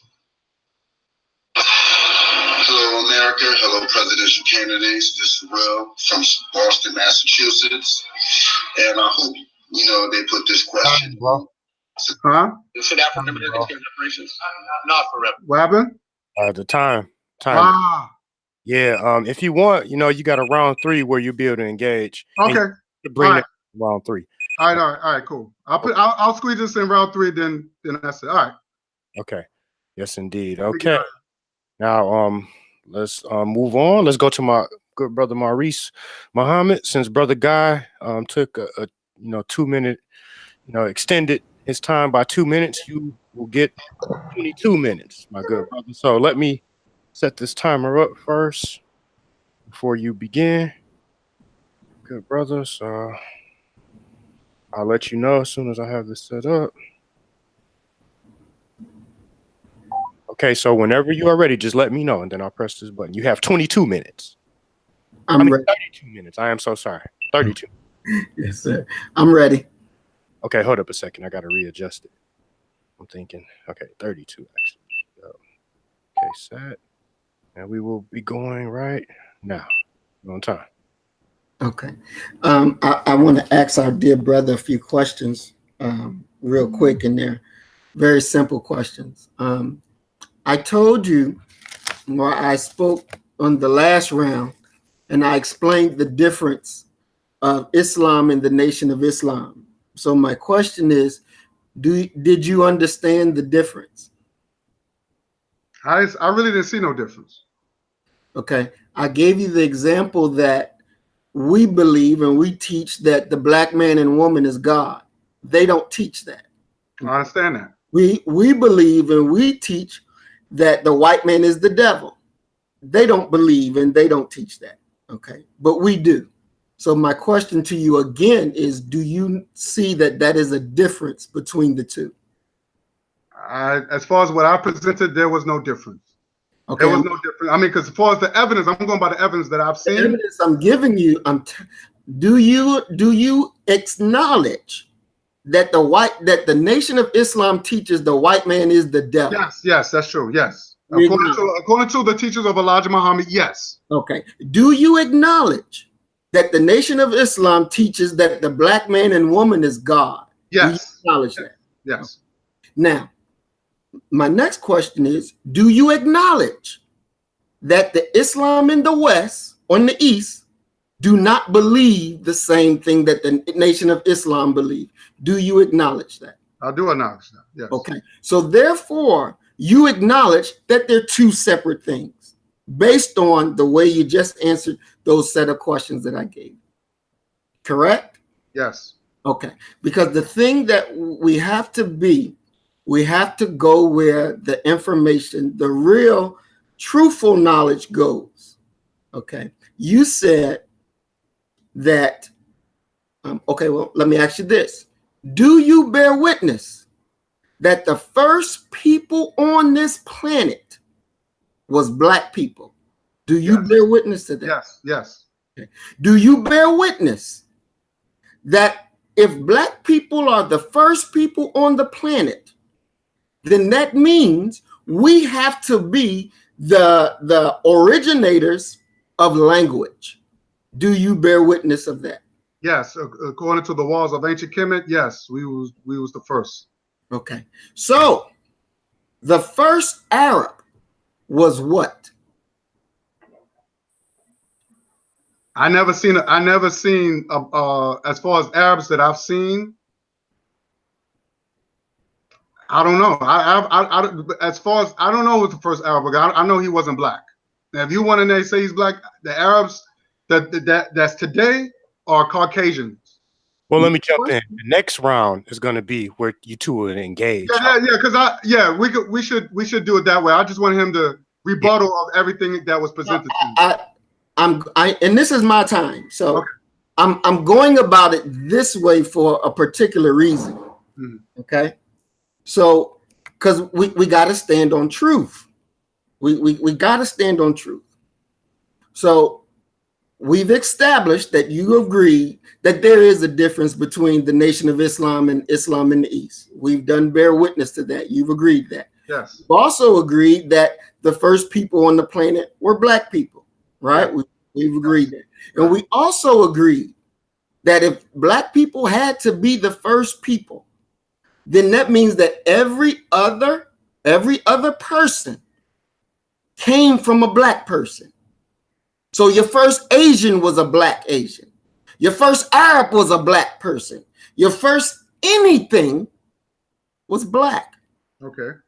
So therefore, language, you said that Arabic was not an original language. And my whole point on asking you these things is because since black people were first, and if you go and check language, Arabic is a Semitic language. We are Semitic people. We were the first people to speak Arabic. Okay? We were the first people to speak, period. If you go and check and do your research, you will see that whether it comes to spoken or written, black people were the first people. So we are the mother and father when it comes to language. You also said that the NAACP was created by white people, and the Nation of Islam is created by white people, by a white person. Now, Master Farad Muhammad, who's the picture that you showed, his father was black and his mother was white. Master Farad Muhammad did not teach integration. What is the position of the Nation of Islam when it comes to integration, Brother Guy? Do you know what our position is? When it comes down to integration? Yes, sir. No, I don't. Okay. Our position is separation. The Nation of Islam has always preached separation. If you go to the back page of our paper, it talks about what the Muslims want and what the Muslims believe. And it says separation. Do you bear witness that the Nation of Islam has taught separation? Yes. Well, through Malcolm X, yes. No. Well, who taught Malcolm X? Malcolm X wasn't no self-teacher. But I'm sorry, Elijah Muhammad. Okay. And who taught Elijah Muhammad? He wasn't self-taught. I guess Farad Muhammad. Farad Muhammad, exactly. But here's the thing. Exactly. Oh, sorry. Sorry. Thank you. Okay. So, Master Farad Muhammad, father is black, mother is white. He was given that complexion or to come to that way so he can come in amongst the enemy and not be seen. That was the purpose of that. But let's look at the knowledge that Master Farad Muhammad gave us. Okay. Your leaders, Malcolm X. Let's just deal with Malcolm. And let's deal with Brother Khalid, because you're a fan of Dr. Khalid, right? Yes. Love Dr. Khalid as well, right? Mm-hmm. Right. Did you hear Dr. Khalid reject what he was taught from Master Farad Muhammad? Did he teach opposite of that? I'm not sure. But he didn't. His last speech before he died, he said, I am a Muslim. I am a Muslim. Malcolm X, before he died, he said, I am a Muslim. Are you familiar with a tape recording that Malcolm X made before he died to the Honorable Elijah Muhammad? Are you familiar with that? Yes, yes. Okay. Now let's get to motive. Let's get to motive, because you said you are familiar. So because you're familiar with it, does that mean that you've heard it? I've heard it, yes. Perfect. And since you've heard it, was that Malcolm X voice on the tape? Yes. And you love Malcolm X? Yes, I do. And do you believe that Malcolm X was a truthful man? Yes, I believe it 100%. Okay. Did Malcolm X apologize to the Honorable Elijah Muhammad? Of course. And why? And did he not say that he lied in that tape to the Honorable Elijah Muhammad? I don't recall that. You're gonna have to show me. You're gonna have to show me proof of that. Okay. Let's pull it up. Let's pull it up. Because that tape, Malcolm X was apologizing. Am I correct? Okay, apologizing for what? I'm asking you, was he apologizing? I don't know. I don't know if he apologized. I don't recall him apologizing. But you said you heard the tape. I heard that was a while back. I remember he did make a tape, but it never got to. But first of all, the tape never got to Elijah Muhammad. Can you pull it up on yours, or do I need to pull it up on mine so we can screen share? You have to pull that information up. Okay.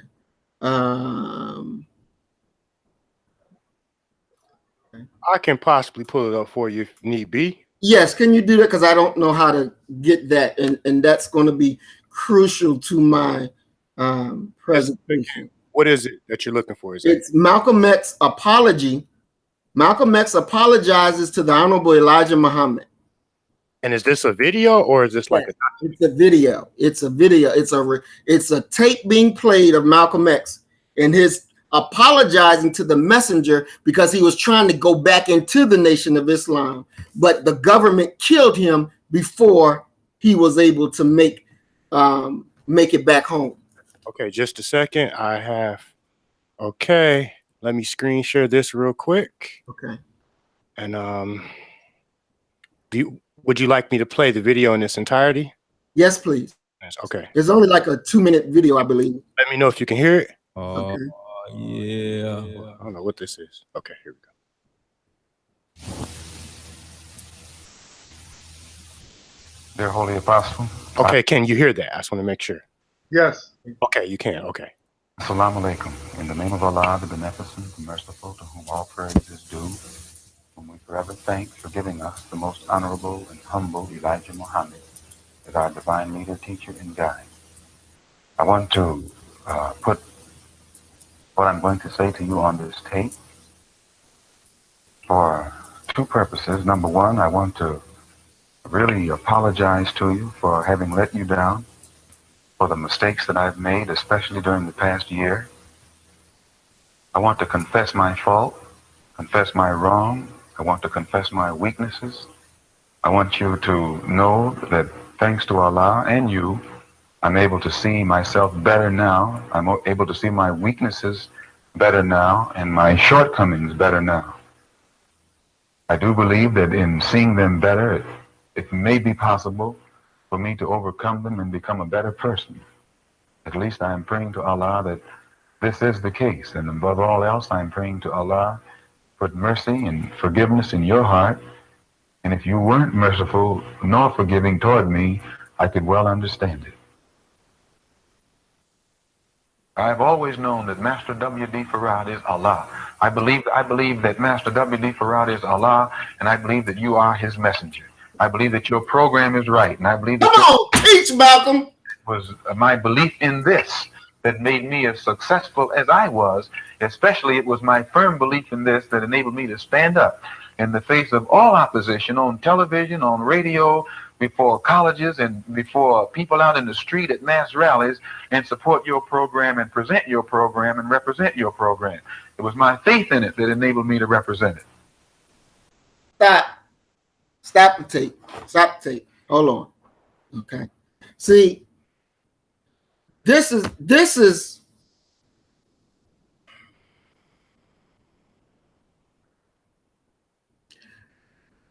the Honorable Elijah Muhammad told us, or taught us, and Minister Farrakhan has as well, that we should honor Marcus Mosiah Garvey, that we should love Marcus Mosiah Garvey because he was a forerunner for the Honorable Elijah Muhammad.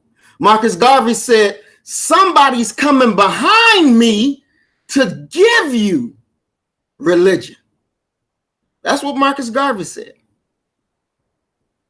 When we look at our people who suffered, we suffered so much, and we become little images of white people because we don't have character. We take after white people because we don't be truthful. Malcolm X was a good brother, and he made some mistakes, and he made some errors. Malcolm X taught us, and I'm saying us, I wasn't live, but us, meaning the believers, that if somebody says something negative against the messenger, you whoop their ass, because they're not allowed or permitted to disrespect the messenger of God. Before Malcolm came to the Nation of Islam, the believers were calling the messenger Mr. Muhammad. Malcolm came and taught us, call him the Honorable Elijah Muhammad. Malcolm X is the one that gave the pipe squad in New York City. That wasn't Honorable Elijah Muhammad. It was Malcolm X on tape, on video, who said, oh yeah, I know they will kill me, because if I heard you say what I'm saying, I'll try to kill you. That's Malcolm X saying, I would try to kill you for what you're saying if you're saying the same thing that he was saying. What is Malcolm teaching? He's teaching you that some things is worthy of death. When you're coming against the messenger of God that will save a people, the Honorable Elijah Muhammad said, leave him alone. The messenger said, leave him alone. Because if you go kill him, then that shows you have no faith in God. So the Honorable Elijah Muhammad instructions was to leave him alone. Now, it seems to me that we can, before I get to that, can you put up that video of mine that you showed? Because again, we gotta be honest. Can that video, can you tell Craig the name of it so he can pull it up? So, because we need to screen share that. Because we need to go over that. See, brothers and sisters, Marcus. Well, I'm not going to be like the white man. I hate the white man. I hate him. I hate him so much that I'm not going to be like him. I'm not going to do it. I'm going to tell the truth regardless to whom or what, because my character matters. Because you got to be able to trust your brother. And I'm not going to sell you a lie to win points. So can we pull that video up? Because it's very important. Would you like me to do it or Brother Guy? Either I don't know how to do it. So if you can do it or Brother Guy, that doesn't matter. I just need it pulled up. Parts. So what part would you like? It's a 2-part on video that you did. Whichever part that he showed that I said smoking in the mosque, okay. I need that. Well, Brother Guy, which video did that come off of? Because I'm not sure. It's a That two was, I'll tell you right now. piece. I'm not sure exactly where that would be. That was my thinking of Malcolm X Part 1. Okay, do you have any idea like of around the time period in the video that was? So we don't have to play the whole 10-minute video in its entirety to get That to. was like around 9:44, I think it was. Okay, somewhere. Okay, we can just, okay. Here we go. Let me screen share. Okay, but I need you to go. If that was 9:44, let's go to 9:30. Okay, we need to know what I actually was saying, because that just got me kind of crazy. Let's see real quick. Okay. Can you hear? It is not in the messenger to say, I'm going to go out and have him killed. Now, that may be our sentiment because we love the messenger. And when you go out and you say those things to the man that gave you life, you trading. You're even America punishes her traitors with death. Every country punishes their traitors with death. But the messenger said, no, leave them alone. But within the nation, you have people that are called zealots that will rise up and kill you for what you said. But that did not happen here. You have people in the nation that spoke out against you for what you said. You have people in the nation that believe, and you yourself, if people go back and watch the clips, Malcolm said, I know what's going to happen for me saying this because I taught them. I taught them to go out and kill. Brother Khalid Islam said that if you smoked in the mosque, you would get beat up. So if you would get beat up for barely smoking in the mosque, what do you think that would happen to you for you to go out and lie and destroy faith in the messenger of God? You should be killed. And that's just straight up. Okay, thank you. Now, in that clip, you played that little part, but I'm glad we got to listen to the whole thing because I was quoting Khalid Islam, whoever the hell that is. But I was quoting him about somebody smoking in the mosque or whatever. So, we can't be corrupt and give little sound bites to think that it's okay, because we can't be like that. Now, Malcolm said betrayal. Betrayal is a bad thing, and it is. It's a hurting thing. And Malcolm, you heard him apologize for his betrayal. But let's look at it. Now, Malcolm, well, even before I get to that point, I want to deal with it because you deal with a lot of propaganda.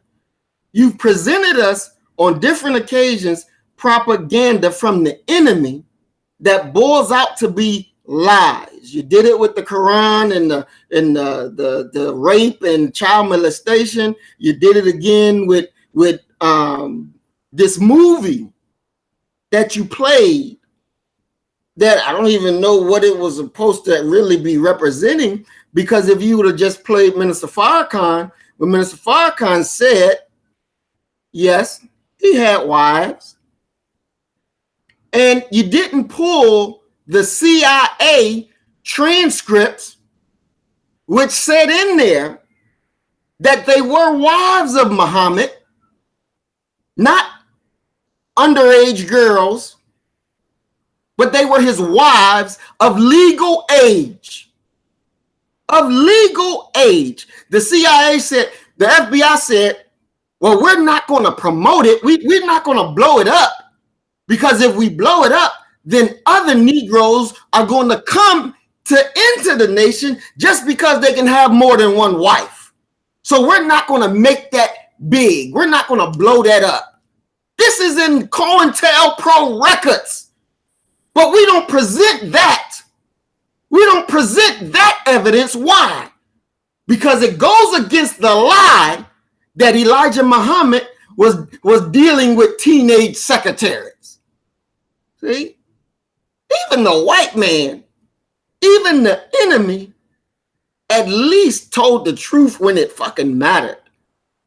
in their own writings, and it's available for anybody to go pull up and read it. So all of you out there that think I'm lying, please pull it and show it and read it yourself, and you will see exactly what the government said. Now, why that wasn't brought up, I don't know, but betrayal. Malcolm X was Malcolm Little. Okay? Who taught Malcolm? How did Malcolm get out of jail? Because he changed his behavior. He didn't change his behavior by reading a dictionary. We all read a dictionary. A dictionary don't change your life. It don't change our condition. He believed in a system, in a teaching that cleaned his life up. And it's unfortunate because people who don't live the same standard Malcolm lived, but they'll claim Malcolm or they'll claim Khaled, but in reality, they are the same niggas that Malcolm and Khaled condemned. But they want to grab their name because they are not here to tell you, you don't represent me. You's a nigga. You not me.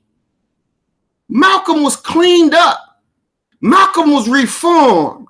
Malcolm was taken from a nigga and made into a god. Malcolm was raised from a dead position to a living standard that now, even in his death, he still talked about, not because of Malcolm Little, but because of Master Farad Muhammad, because of the Honorable Elijah Muhammad, because of not Minister Farrakhan, but because of the teachings that he received. That's why he is a god even now. So when Malcolm started to lie about sleeping with underage girls, who did he go to? Did he go to black people? No. Where did he go? He went to white people. He went to white people and telling white people. He went to the enemy of the nation. He went to the enemy of black people, period, and began to lie on his benefactor. That's treasonous.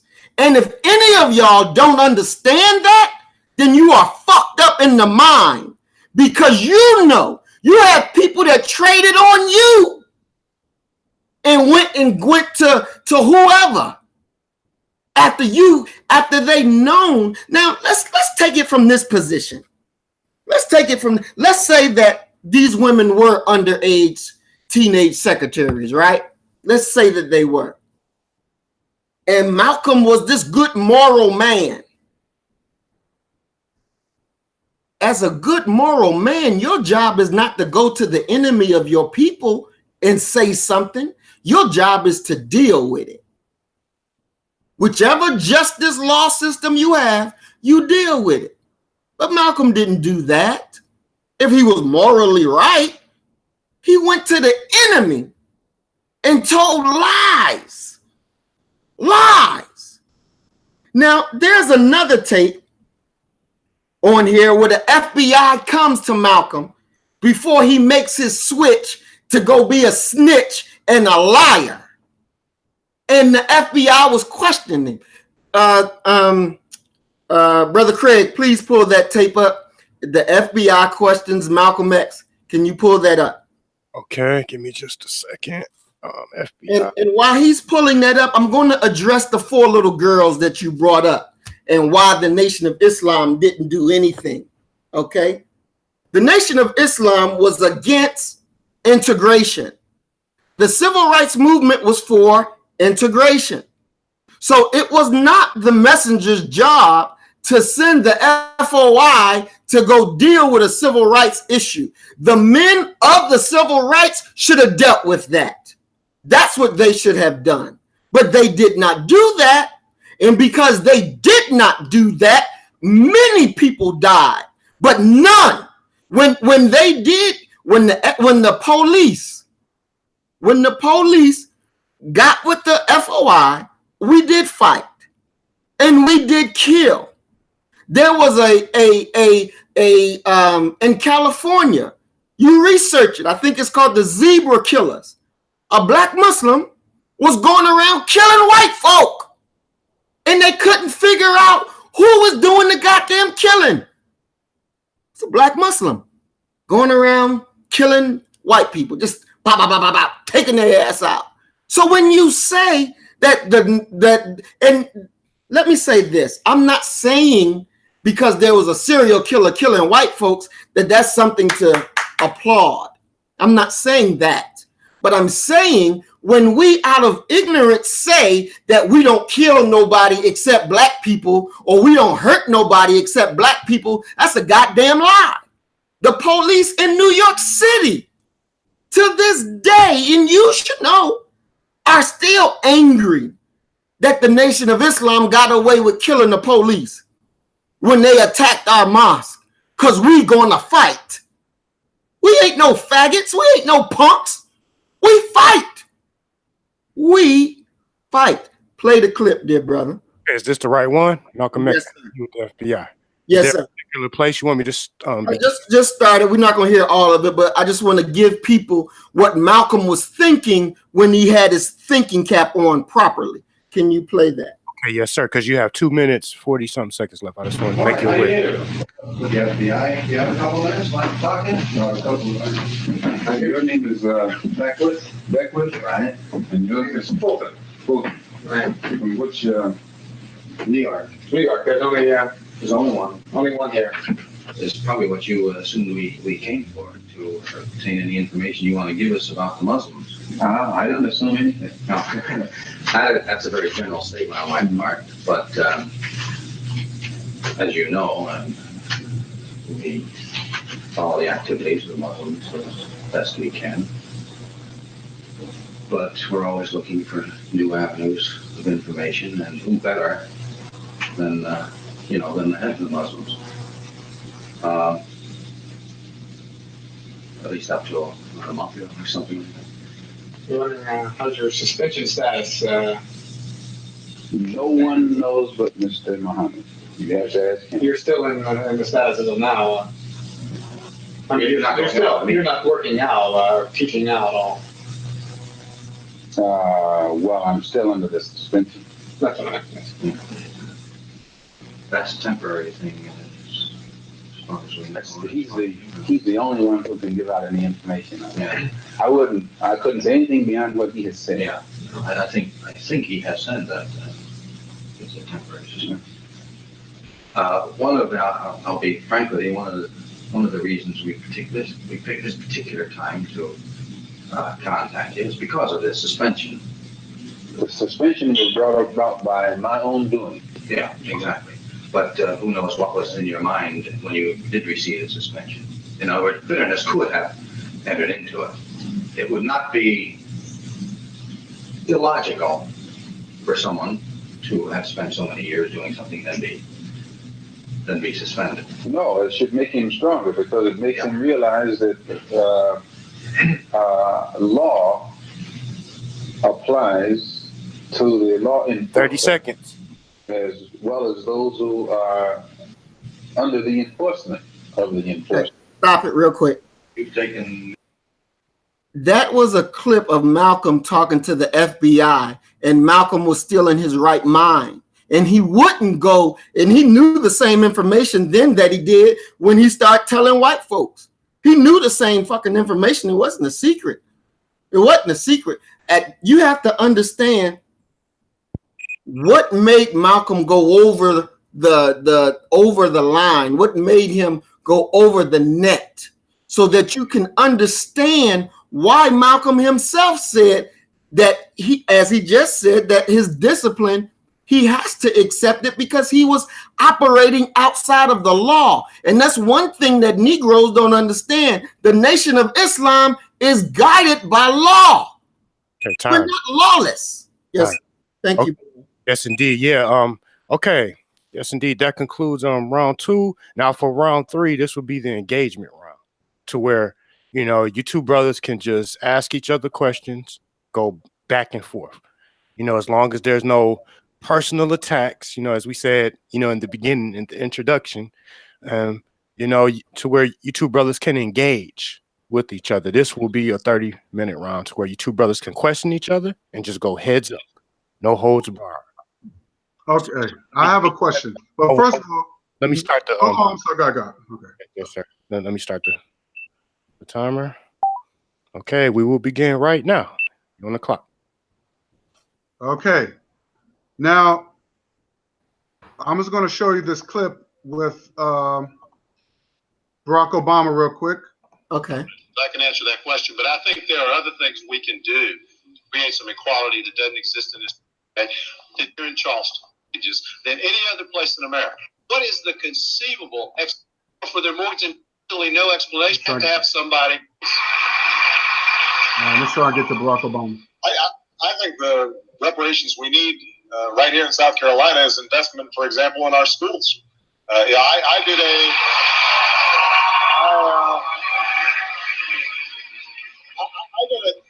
a town hall meeting in Florence, South Carolina, in an area called the Corridor of Shame. They've got buildings that students are trying to learn in that were built right after the Civil War.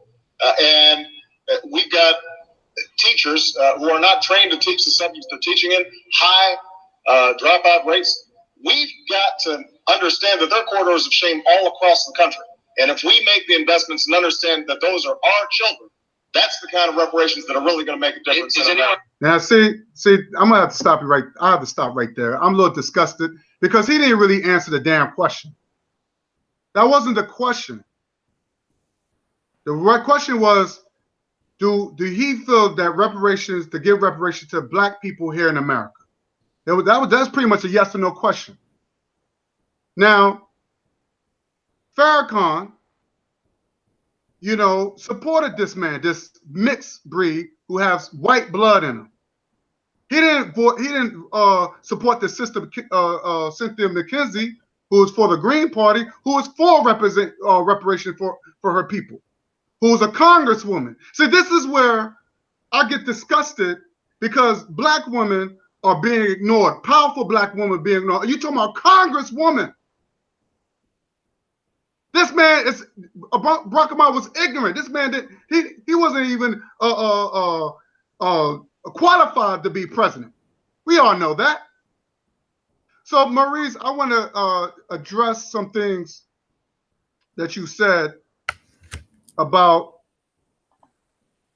why is it that I'm starting to see things like this? Like why is the Nation of Islam is becoming integrated now? What's going on with that? Could you answer that question for me? Why are we allowing Latinos in the Nation of Islam? Yes, I would like to know. If it's supposed to be for black people, why are you allowing other races of people in this organization? Right. Okay, very good. And before I get to that, I wanted to say something on Cynthia McKinney that you don't know about. When Cynthia McKinney was in Atlanta running for her congressional seat, that she lost to another black lady, Judge Majette, the minister made every FOI within 500 miles of Atlanta go to Atlanta and help her in her election. So we were there knocking on doors, going door to door, getting people to vote for Cynthia McKinney. Were you aware of that? No, I was not. Well, you was not. There was no pictures. So so he's saying he met Cynthia McKenzie. They know each other very well. Are there pictures? Are there pictures? Yes. Yeah. Okay. There's a lecture on YouTube where the minister is in Atlanta talking about the whole thing, because I said he made us come. So I was one of the ones that was there. That if you in 500 miles of Atlanta, be there. It wasn't an option. It wasn't if you can make it. It was you better be there. So we had to go.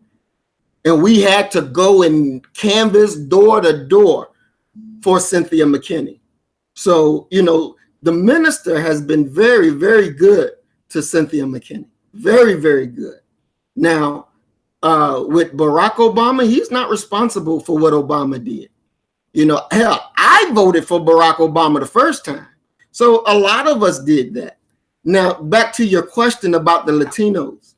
You're not familiar with the lessons of the nations of Islam, correct? No, you're not. No. Right. Because our lessons teach us that the Latinos, they are our brothers and sisters. They are natural people as well.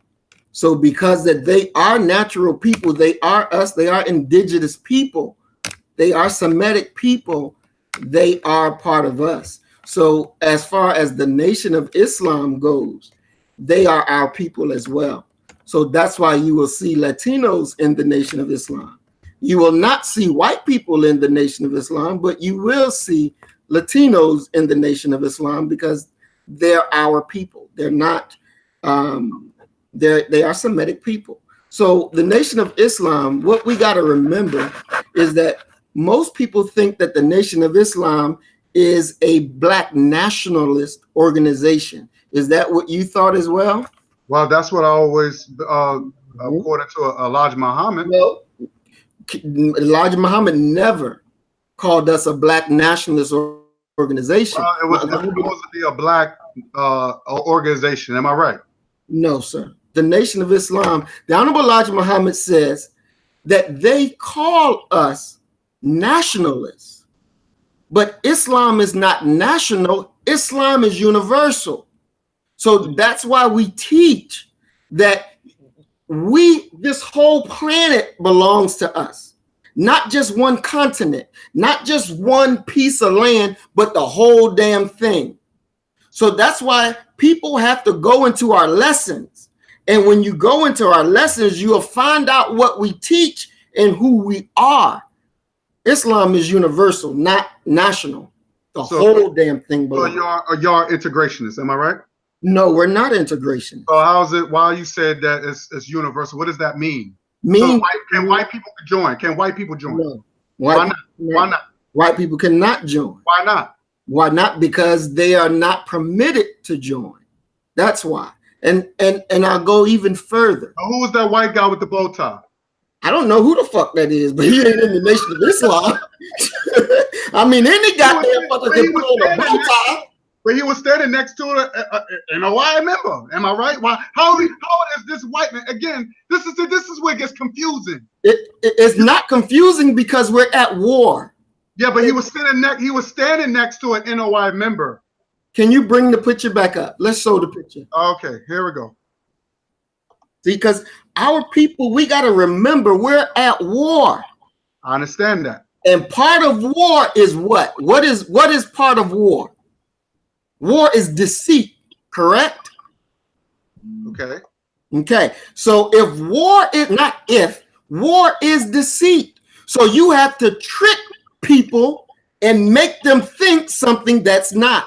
You see? Now, look at this. Right. Now, this looks like maybe at one of the gatherings. Right. That was during the Million Man March, the last one.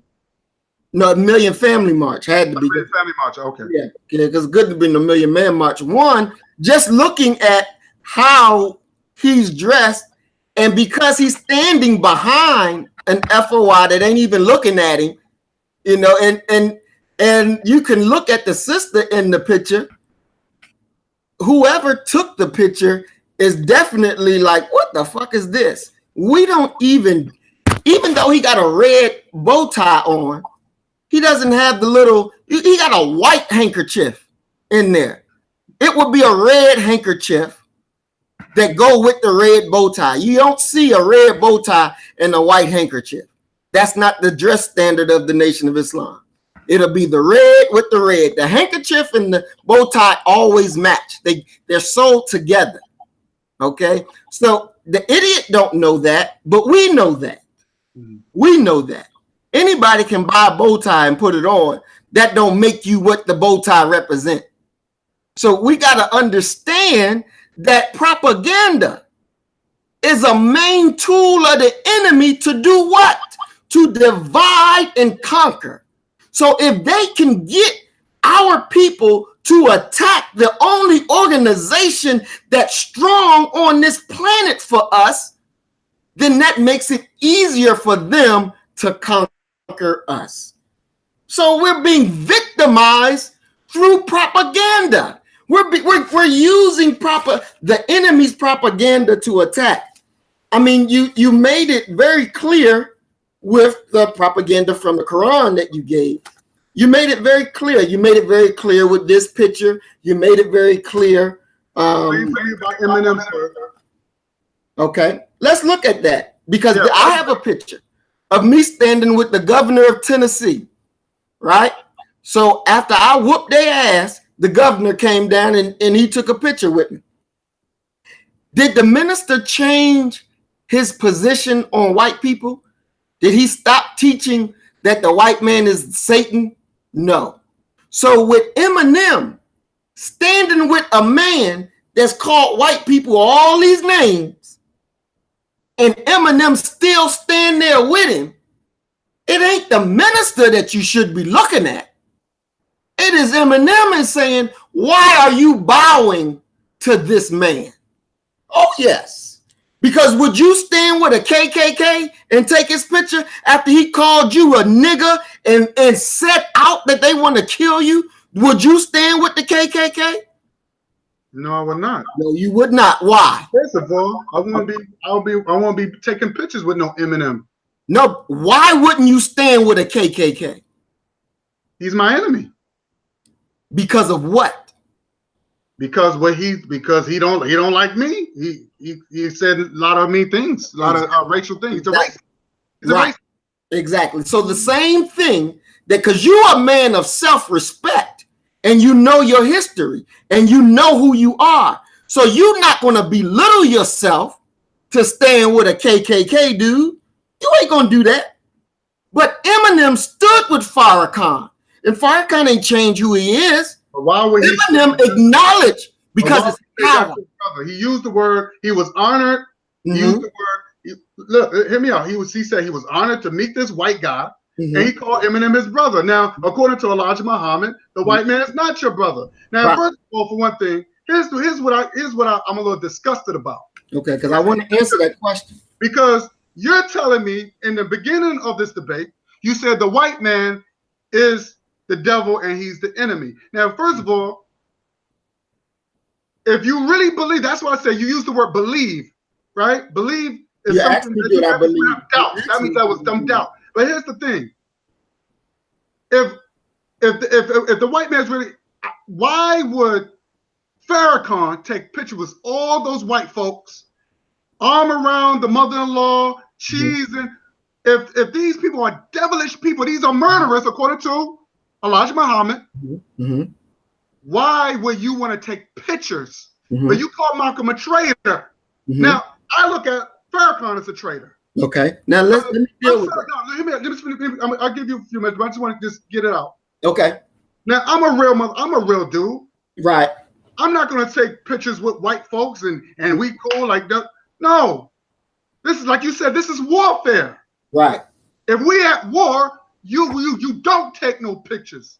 You don't smile and grin and think everything's hunky-dory. Now, I want you to explain that to me, sir. Yes, sir. Okay. So for Eminem, like we established, because me and you are the same, I wouldn't take no picture with no KKK and you wouldn't either. Right? Because then that would say that we're bowing to what they are, that we're acknowledging their truth by our presence, taking that picture with them. Eminem, Father Flager, the white pastor that you showed, Bill Clinton, because there's a picture with the minister in Clinton. Who else? John Ashcroft. There's a picture with him and the minister. Now, one part of this, it is they understand and respect what the minister, who he is and what he says. And they are in agreement with that because they understand the realities. It's like white people. They wrote to the messenger, Can I be a member of the Nation of Islam? I know I'm a devil. I know I'm a devil. But can I be a part? And the messenger said, no. No. But they follow him. They not walk him in the body, but they bear witness to the truth. They bow down to the truth. So when you see Eminem know who the minister is, but he knows the minister is telling the truth, so he bows down to the truth.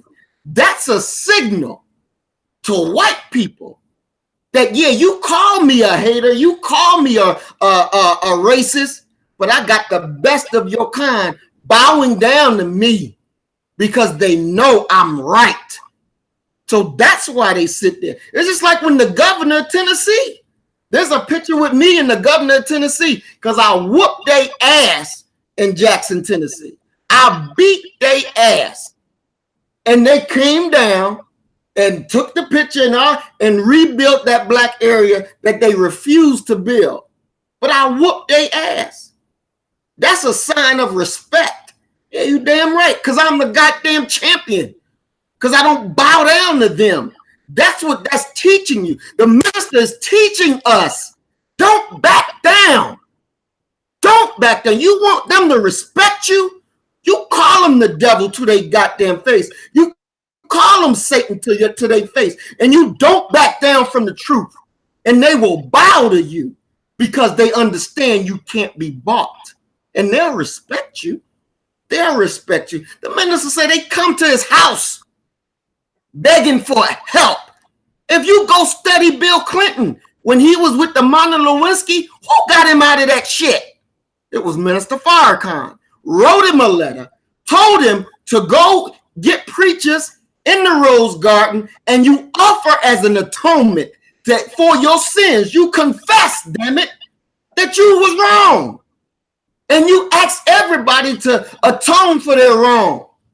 And Bill Clinton did it. And it saved his ass from being impeached. Yes, sir. Craig, how many minutes we got? Okay, at this point in time, you have 13 minutes left for this. Okay, cool. Let me get this in real quick. I didn't get to ask no questions. I'm answering all your questions. Okay. I didn't get to ask any questions. Go ahead. Ask me some questions then. Okay. Now, we already agreed that there's a difference between the Nation of Islam and Arab Islam. So I want to make sure that we are still in agreement, or that we're in agreement with the civil rights movement. The civil rights movement was teaching integration, correct? No. It didn't start off at integrate. It didn't start off well, yes. Well, as far as equal opportunity, I don't think it was teaching integration at first. It was talking about as far as equal opportunity. The civil rights movement. I'm not talking about the freedom movement. I'm talking about the civil rights. Yes, civil rights movement. Yes. Now it's integrated. Yes. Integration. Very good. So they wanted integration. The 4 little girls that died in the church. All of that organization was for integration, correct? Okay. I'm asking. Yes. Okay. Now, you're not for integration, correct? No, I'm not. Right. So let me ask you, would you put yourself out there to go find a white boy who blew up a church for you to go deal with that, and then the people that you're quote unquote fighting for going to turn your ass in? Echo. Yeah, I'm hearing it too. It might be because both of you, the mics are just, I just want everybody to be real bad. I think that's coming. All right. Let me fit my. Okay. So the question I'm asking, since you don't believe in integration, you believe in separation, would you stop doing what you're doing if you knew that at the end of the day, those who want integration gonna find their way over to you anyway, but you got to continue to build so when they get there, they'll have something already established? Or would you stop building to go fight over in the integration camp and then, you know, have your ass dealt with by them over there? What would you do? Sir, Brother Guy, he asked you a question. I'm sorry. Well, first of all, if you're an organization that's supposed to be fighting against racism, no, then the Nation of Islam is not about that. Let's stay with what it is about. We've already established what it's about. Let's stay with that. So what do it? Well, first of all, it's a yes or no question. Well, according to what you're saying, I don't know. That's a tricky question. You know you wouldn't, because you take a long going over there, and what you're building for those who believe in separation will never get built because you be dead fighting a fight that you didn't even believe in. And that's not reality. Oh, let me turn my thing off. All right, to engage each other, man, with that echo every time Maurice speaks. So what we, and I'm gonna be quiet and then I'll turn this off, my mic off, so you can ask another question. But I just want us to be real when we analyze what we're looking at. Brother Guy would not go into that fight, because if he went into that fight, it'll be a strategic mistake. It would be a strategic mistake, and what he was building in terms of separation would not get off the ground, because he's losing lives now over in a fight that he did not agree with, in a way that he does not agree with. So if he believes in separation, he has to build that. And then those that, after they get their ass kicked enough and get tired enough, they're going to come to where you are. And then they'll be able to help you where you are. That was a strategic move that, if you look at it on for real, it was the right thing. It hurt for all of us, for me even learning that the little girl, I wasn't even born then, but when I learned about it, that was like, well, goddamn.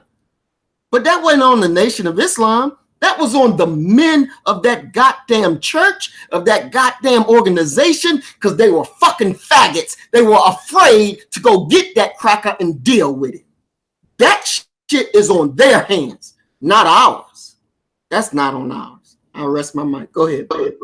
So I'm gonna ask you a question, and this is where it gets confusing, because I'm trying to follow you here. So as the Nation of Islam, are y'all for black people, or are you just for Muslims? Yes or no? Yes, we are for black people.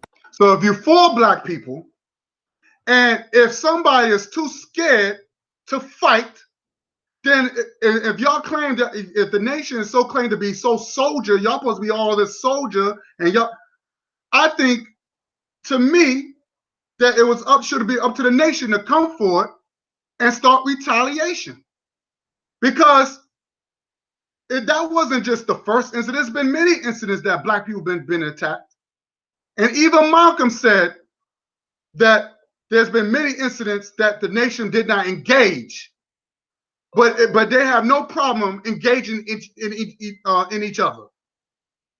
Well, how about when black folks, I guess they were Muslims in the nation, or zealots, or whatever you want to call them, bombed Malcolm X's house with his own babies in there. See, this is sickening into my stomach, where there's always these excuses, and I hate excuses. When you're dealing with warfare, there's no more talking. If I'm too scared to fight, if you're a man, then you say, you know what? I'll take it over. You move to the side. You get your ass back there. You're a punk. We're gonna show how it's done. So again, the Wars of Kemet shows, yo, if somebody invade or somebody come to your house, invade your house, you're supposed to take action.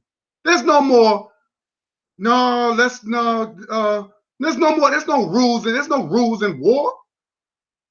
So I just feel that the white man is getting a pass once again. And I just feel, and to me, in my opinion, and is the evidence that I put out, that y'all say he's the devil, But I see Farrakhan taking pictures with devils, and even when Eminem calling out women bitches and hoes.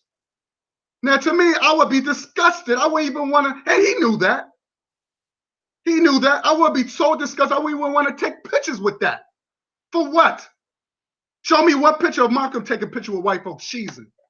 Or Khalid Muhammad. Maybe you got a picture. I don't know. Show me one picture. So I'm just saying we got to practice what we preach. If we're going to say that they're an enemy, we got to let them know. There's no more pictures. There's no more living this celebrity status bullshit. Let me ask you this.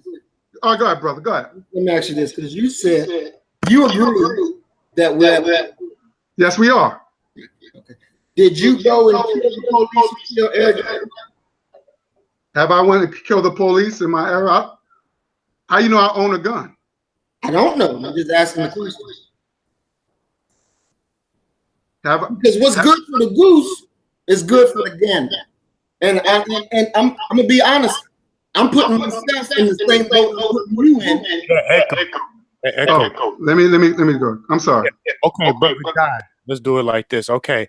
Maurice, start talking. Mute your mic. All right, no problem. And then as soon as it's coming from guy, so brother Maurice, you're okay. So as soon as he asks you a direct question, then you just unmute real quick, brother guy. Yes, sir. And then mute back once he starts talking. Boom. So at least the people can hear. Okay. Now I'm going to put this because we agree, and I'm saying this for all of us. For all of us who agree, we at war, right? None of us, not me, not brother Guy, nobody, who believe we at war took brother Guy's point and go kill Eric Garner.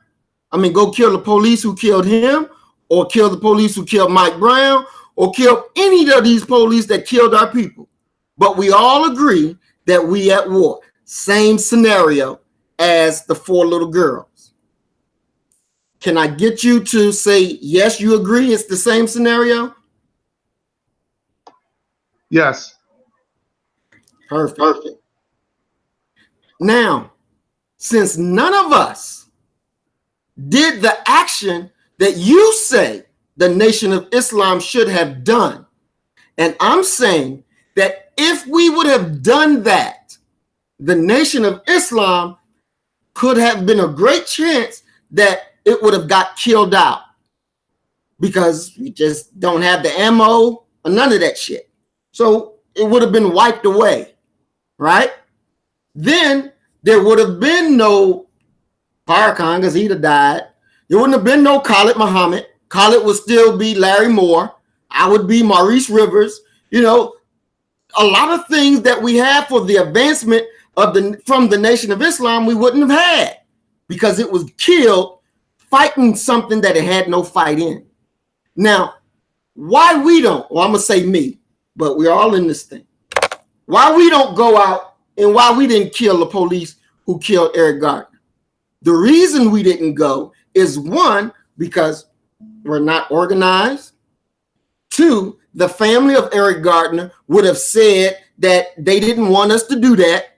They would have came down on us and said we didn't represent them and all that shit. And some may say, well, how do you know that they're going to do that? How do I know? Because the chick went on MSNBC on Meet the Press with Al Sharpton and said her husband was fucking lazy. She dissed her husband on goddamn worldwide TV so everybody can see. She did that to him. So if she would do that to him, she would have crucified us all. And that's the truth. So everything that we're working on would have been gone. The stuff that we're working on for Mississippi, it wouldn't even be on the map. None of the good work that I have done for our people since Eric Garner's death would not be done. The person I got out of jail who was wrongly convicted will still have his ass in jail, because I'd have been gone and done with. The work that you do, you wouldn't have been able to do it, because you'd be dead or in jail, because you moved out there. It is not strategically wise at this time. So that's why we got to build to make it so. Do you understand that strategic military initiative? Do you understand that? I understand. But my thing is, y'all been around since the 1930s. So y'all have plenty of time from the 1930s to the 60s. Y'all have plenty of time to build. How much building did you need? Chicago is still a war zone. Now, you see all this inner fighting within these churches and these synagogues or these mosques. And how do you think the people going to feel? They're going to be like, well, these people are not organized. They say they love black people. Okay. But, now, what you brothers can do right now, if you need more time to engage with each other, agree on it, more time.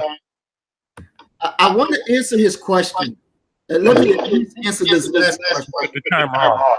Just okay. Go. Okay, so cause see that echo. All right, let me give me 1 second. All right. Okay, yes. So y'all go ahead and engage. You know, if you need 10 more minutes or something, this is off the timer now. So just go. Keep going. Let me say what I gotta say real quick. The Nation of Islam been around since the 1930s to now. Chicago is still a war zone. There's no businesses. A lot of money has been Nation of Islam generated with a lot of money. I mean, Louis Farrakhan is worth over $3 million. And you mean to tell me you couldn't take $1 million and say, you know what, let me go start building a grocery store for my people? Not just a Muslim. And we get, like I said, black. Here's the thing: race is first, not religion. So if you say that you love your people, race is always first. So just say, okay, let me build a grocery store for my people. Let me win a college for my people, so they don't have to go to the white man, to the black students or kids don't have to go to the white man schools and stuff like that. Chicago should have been a productive state for black people to flourish. I should not hear it's a murder capital of the United States. That's silly. When you have Farrakhan sitting up there, you know, generating all this money. Then he's talking about, then there's another thing talking about the Scientology that he's kind of give credit to that, what's his name? Enron Hubbard or whatever his name is. Go ahead. Answer, and then we go to Scientology. All right, go ahead. So the Nation of Islam was started in 1930. Okay. The bombing of the church happened in 1963. That's 33 years. 33 years. And in 33 years, I don't see how that's why I say we got to be truthful. Sometimes when we wrong, we should say, I'm wrong. Instead of carrying a fictitious argument, we got to admit we wrong. Because you can't say, when I put all of us and say, look at this thing, I gave you the same scenario. You agree that it's the same scenario. And it's right when it comes to us, but it's wrong when it comes to the Nation of Islam. That's not fair. That's not fair. That's not being right and exact. That's not being truthful. That's not being truthful. And it was right for the Nation of Islam not to get involved, because if it did, a lot of the advancements that we have now, we wouldn't have had. Now, you blame the Nation of Islam for the condition of Chicago. Nation of Islam don't control Chicago.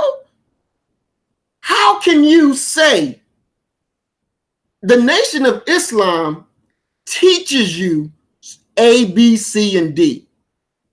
If you don't follow A, B, C, and D, but yet hold me responsible for your behavior, that don't make sense.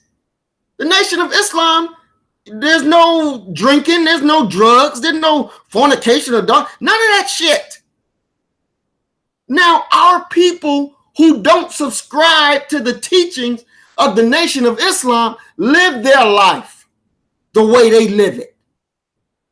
just like if you're saying the Nation of Islam is responsible for the condition of Chicago, then you must be responsible for the condition of the people on your street or in your city because you there. That's not fair. Nobody said that they agree with what you're teaching or how you live your life. It would be wrong for me to say you're responsible for your city, and your city, the people in your city don't believe what you believe. So because they don't believe what you believe, they conduct their lives in that manner. Now, because I believe what I believe, I conduct my life in a certain manner. You don't have members of the Nation of Islam being found in these situations because we live in a certain manner. Look, when it's dark out, I don't go outside. I could want ice cream from the store. If it ain't already in my refrigerator, I don't go out there and get it. Why? Because the minister years ago gave us a curfew. He put us on curfew. If you get off work at 5 o'clock, you need to be in the house, handle your business before the sun go down. That's a curfew he put us under. Now, those of us who obey that curfew, we do it. I obey that curfew. When I get off work, I do my little running and I bring my ass straight home. That's it. It's dark. I don't go back out. I'm home. My children can tell you that. That's how I live. That's how I live. And my son, 21 years old, he don't go by that. He go whatever this, that, but he know dad ain't going out there. Because those are the instructions that I was given, and those are the instructions that I live by. It is wrong for you and anybody else to throw the condition of Chicago on the Nation of Islam. We're not responsible for people who don't follow the teachings that we do. Just like you can't be held responsible for the people in your city that don't follow the RBG rule. That's what you represent, but they don't represent it. So should we hold you responsible for their condition? If you're going to say the Nation of Islam should be responsible, then you should be responsible. But we all know that that is not proper. That's not right, because everybody have the will to make up to do for themselves. Now, would you agree that that's improper for you to say the Nation of Islam is on the condition? Look, my thing is this. Answer is a yes or no. What's the question again? Was it improper? Yes. To blame the nation for the condition? Is it improper for you to blame the nation for the condition of Chicago? No, it's not improper. Okay. You're responsible for the condition of New York. That's not true. That's not true, because I'm not a leader. I'm not a leader. Hold up. Do I have $3 million? I'm worth $3 million? What does that do with anything? Do I generate money and income? Because remember, Farrakhan's getting white donations too. Let's talk about that. Okay, we can get into that, but go ahead. My thing is like this. The money is there. That's what I'm saying. The money's there. I'm saying y'all established. So where's the building? Where's the building? Even if you build one business, show us something. Because it's all about, if you want to, the people want to know, because the churches, let's be realistic, the Christian church fell. So yeah, it's up to the nation to show the people that, hey, we do care. Look what we're doing. We're building businesses across Chicago. People have jobs. The unemployment rate is ridiculous in Chicago among Black people. So what you're saying to me is the charity that the believers give every mass meeting, that money that you give to the Nation of Islam and to the ministry, that money spent not doing what it's supposed to be doing, but it's supposed to be spent on doing stuff that it has no business. The Nation of Islam, we have farms in Michigan, farms in Georgia, farms in other states. We have businesses, we have the printing, we have the Muhammad Speaks. They're giving jobs. They're supposed to, you have a first responsibility, just like you in your home. If you got a business, your first job is to your immediate family. Am I correct? Right. Okay. So the first job of the Nation of Islam is to employ its members. That's the first job, right?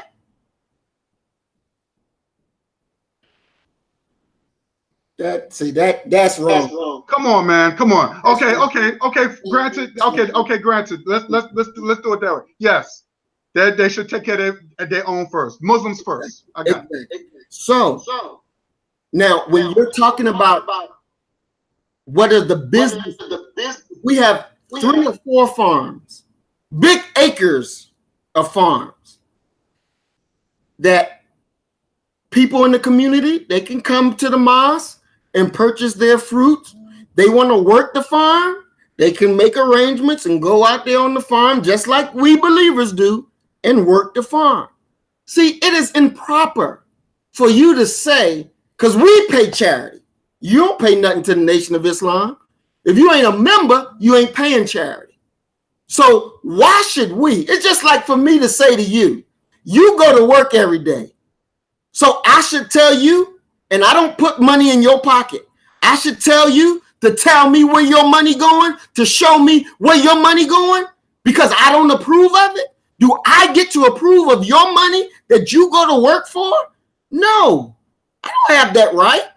So why should people who don't pay our charity have a right to dictate where our money go? You don't have that right. Because I don't have that right to do it to you. So you don't have that right to do it to the Nation of Islam. And all people is wrong if they think that the Nation of Islam got to go and open up our cupboards and show you what you didn't contribute to. Now, if you contribute to it every week, then yes, you're entitled. But you know and I know, our people ain't paying no charity every week like we do. We know that. So they're not entitled because they don't pay. And that's the reality of it. And nobody will come to you or me and come like somebody come to me and say, well, you make this amount of money a year. Show me what you did with the money. Who the hell are you for me to show you anything? You better get out of my face. And you know that's what you would tell them. If you don't tell them, you better get out of here. I'll put my foot so far up your ass for coming to me with some foolishness like that. We shouldn't ask of people what we wouldn't do ourselves. Now that's being right. We got to be right. And I rest. Now, first of all, if I'm getting donations and if I'm giving people, if I'm selling people wolf tickets saying that, oh yeah, you know, if you donate to me, I will do this and I will do this. And if I supposedly love black people, I'm going to show, you know, hey, your donation is going to do good. Look, because right now, the mosque of what Farrakhan is in Chicago. We're not talking about this state and all that. We're talking about Chicago. That's what we need to focus on right now. Because black people are dying. That's the point I'm just saying. Black people are dying. Mm-hmm. So, it's, you know, talk is cheap, brother. I'm sorry, talk is cheap. We not, first of all, for one thing, if I have it, if I was Farrakhan, I will show. You know, I will show that, hey, I love my people that much, where I'm not going to rely on the government to help me. I'm not going to rely on the white man I'm going to make it happen.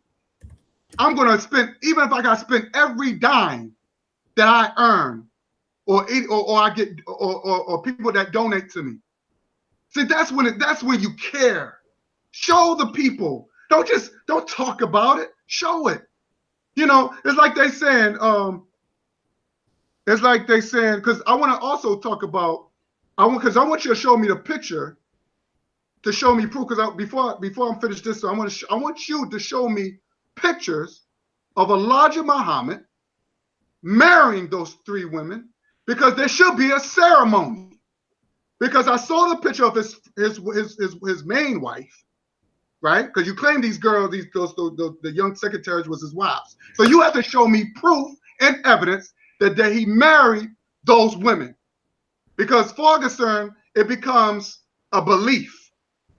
I need you to pull up those pictures and show me him with those 3 women and say, these are my wives. Can you do that? Can you provide those evidence? But before that, we have to, like that old saying said, that was an old saying, if you tell a man how to fish, he only eat for one day. But if you show the man how to fish, he will eat for life. And so far, I haven't seen Black people eating for life. I'm going to show you that.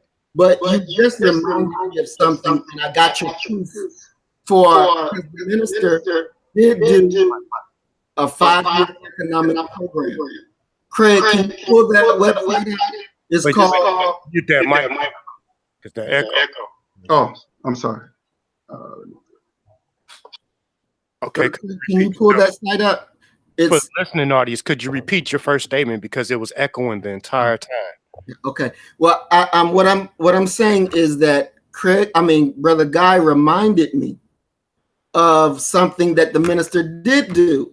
He was talking about love and show this and show that. So it's 2 sites I want you to bring up. The first site is the Muhammad Economic Blueprint. And you can go to www.economicblueprint.org.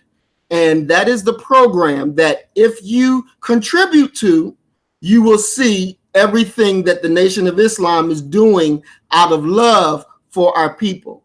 Now, this is not something that's just believers. This is any of our people that contribute, and everything is there. So if you can pull that site up for me, beloved.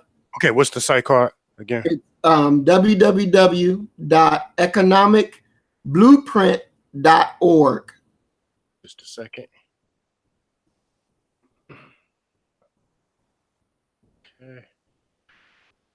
Okay, just a second. Let me screen share my screen. Okay.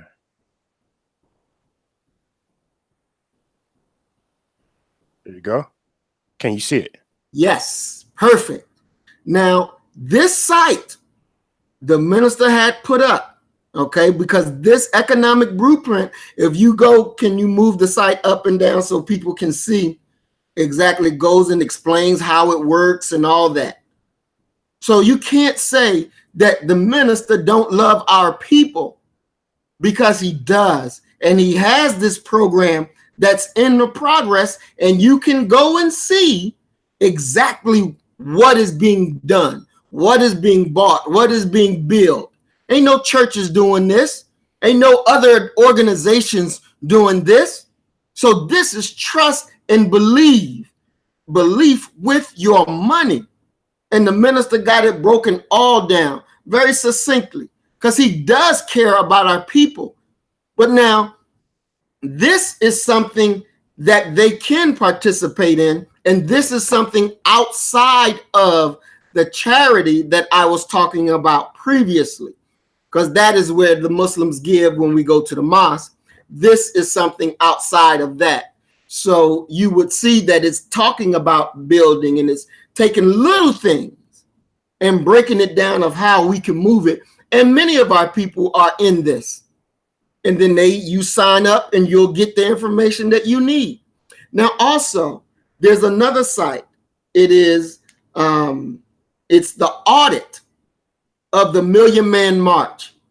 Let's go there, because people think that the money that the Nation of Islam collected at the Million Man March, that it was so grand, and we done blew money.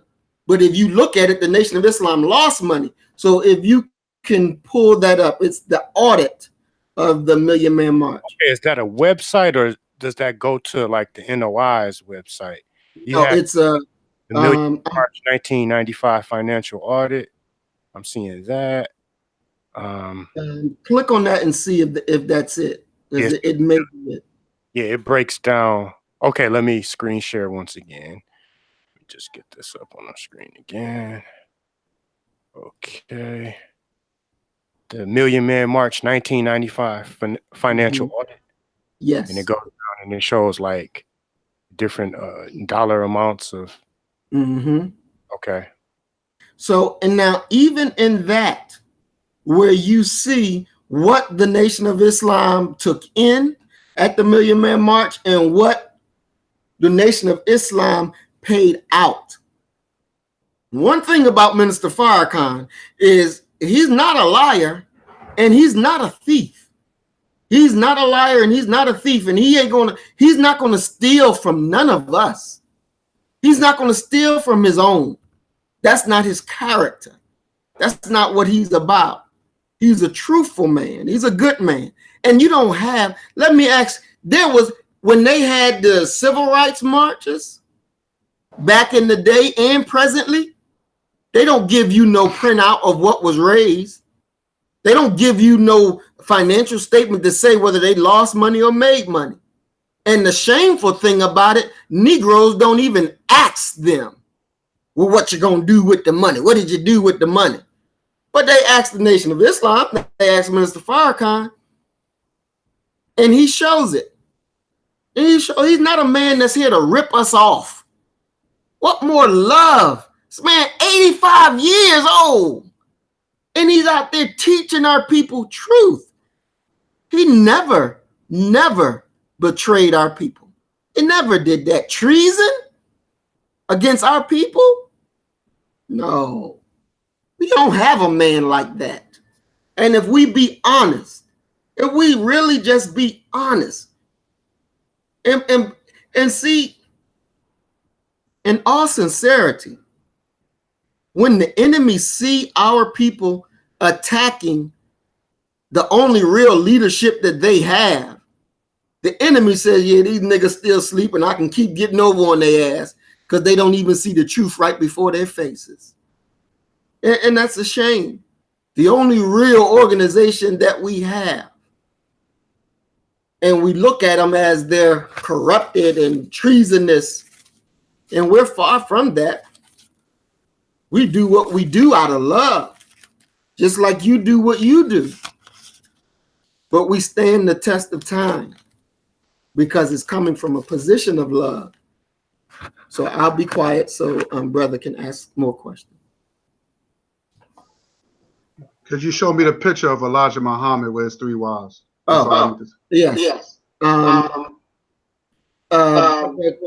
can you pull up? A second. So you have a picture to provide, is what you're saying? Yes, we're going to show an actual video of the wives and listen to the wives speak themselves. Okay, just tell me what. No. We're not playing that. I want to show an actual ceremony where you see Elijah Muhammad with his 3 wives.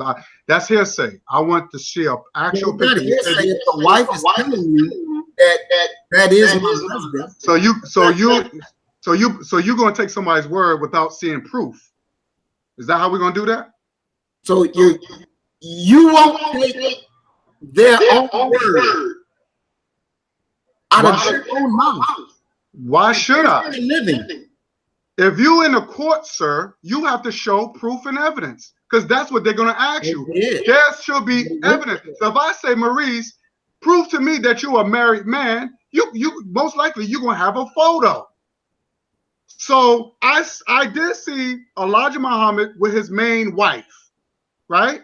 There's a photo of him married. But then you're telling me that he actually married these 3 or 4 women, that he had children out of wedlock. So please provide me a photo also sort of proof so to shut me up. Because there should be some sort of ceremony. Because remember, this is his rules of fornication, right? One of the rules, you can't fornicate and all this other stuff. But then he gets a pass because of some prophecy. So, okay, then show me a photo to prove, to back up what these women are saying. That's all I'm saying. Because then it becomes hearsay and all this stuff. I'm not into all that. I need to see. I have eyes, sir. I need to see. I know I got my shades on, by the way. Okay, since you don't want to take their wives or their word, right? That's what you're saying, that you're not going to take the wives at their word. No. Anybody could be bought. Okay. They just say you don't have it. I'll take that. Would you take proof from probate court? Who take proof of what? Is that proof? Proof of what? Proof from who? That they were married and they produced children. Probate work. Well, I'm sorry. Say that again, because we're breaking. Let me mute it. Would evidence from probate court? Okay, because probate court is when the Honorable Elijah Muhammad went away. Then all the wives and all the children, because he didn't have a will, went to court over the money. So will the judge findings be sufficient that they were his wives and children? So you have that information. Yeah. Okay. Can I see that, please? Go to Craig. Yes, sir. Yep. I need you to pull up Muhammad's heirs to share in fortune. It's the Chicago Tribune. That's one article. Hold on, let me go back one sec. Okay. Muhammad's heirs to share in fortune. Or put in Elijah Muhammad probate court. Yeah, put that in. Okay, just a second. Let's see. Probate court.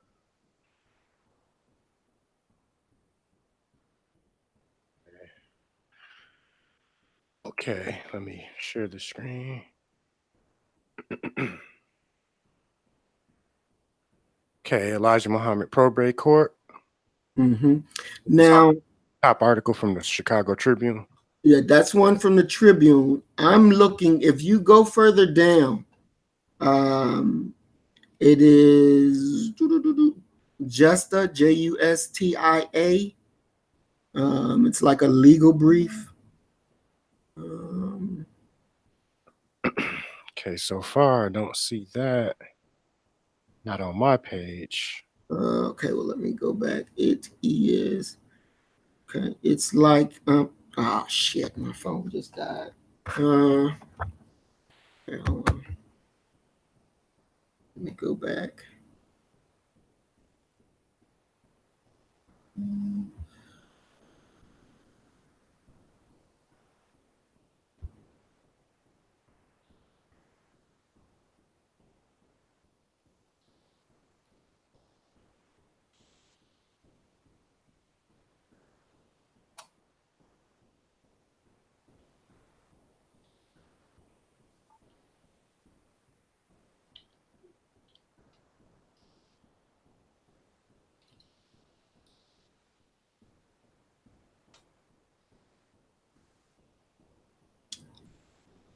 Okay, so the first one is the Chicago Tribune, right? Yes, sir. And then the next one should be the New York Times. And the next one should be legal.com. Yes. Okay, and the next one after that should say the estate of Elijah Muhammad, deceased. Yes. Okay, click on that. Let's click on that. Okay. Yes, there we go. Okay.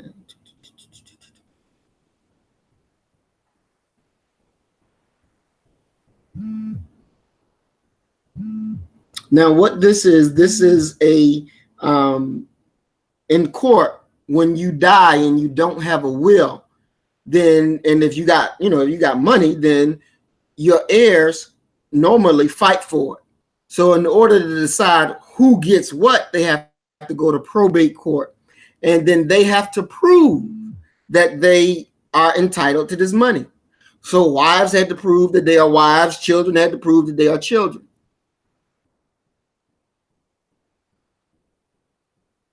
Okay.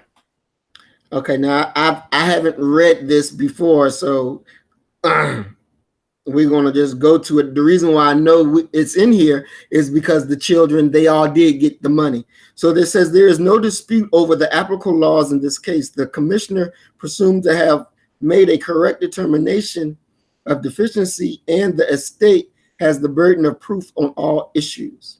Let's see. Transfer family members. State must prove the consideration has been paid.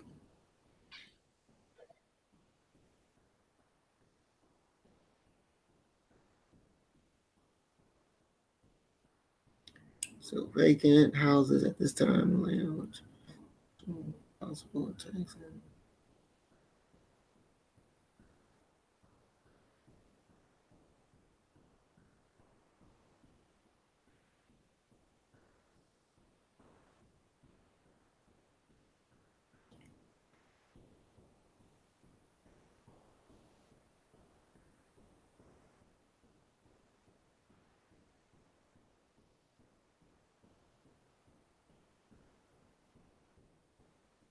I tell you, this is long. Whoever wants to read it, they can go, because it's actually really going into a lot of detail of who got what and who got this amount of money.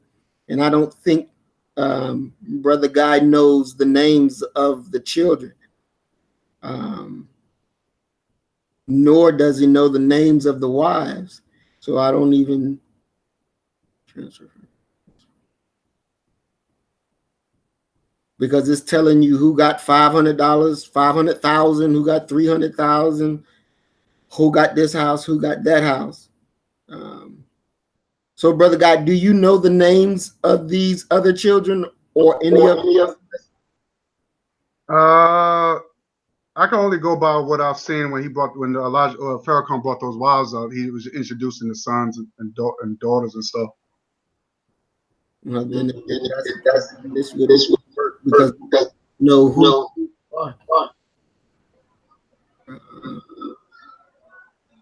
I'm trying to make it a little.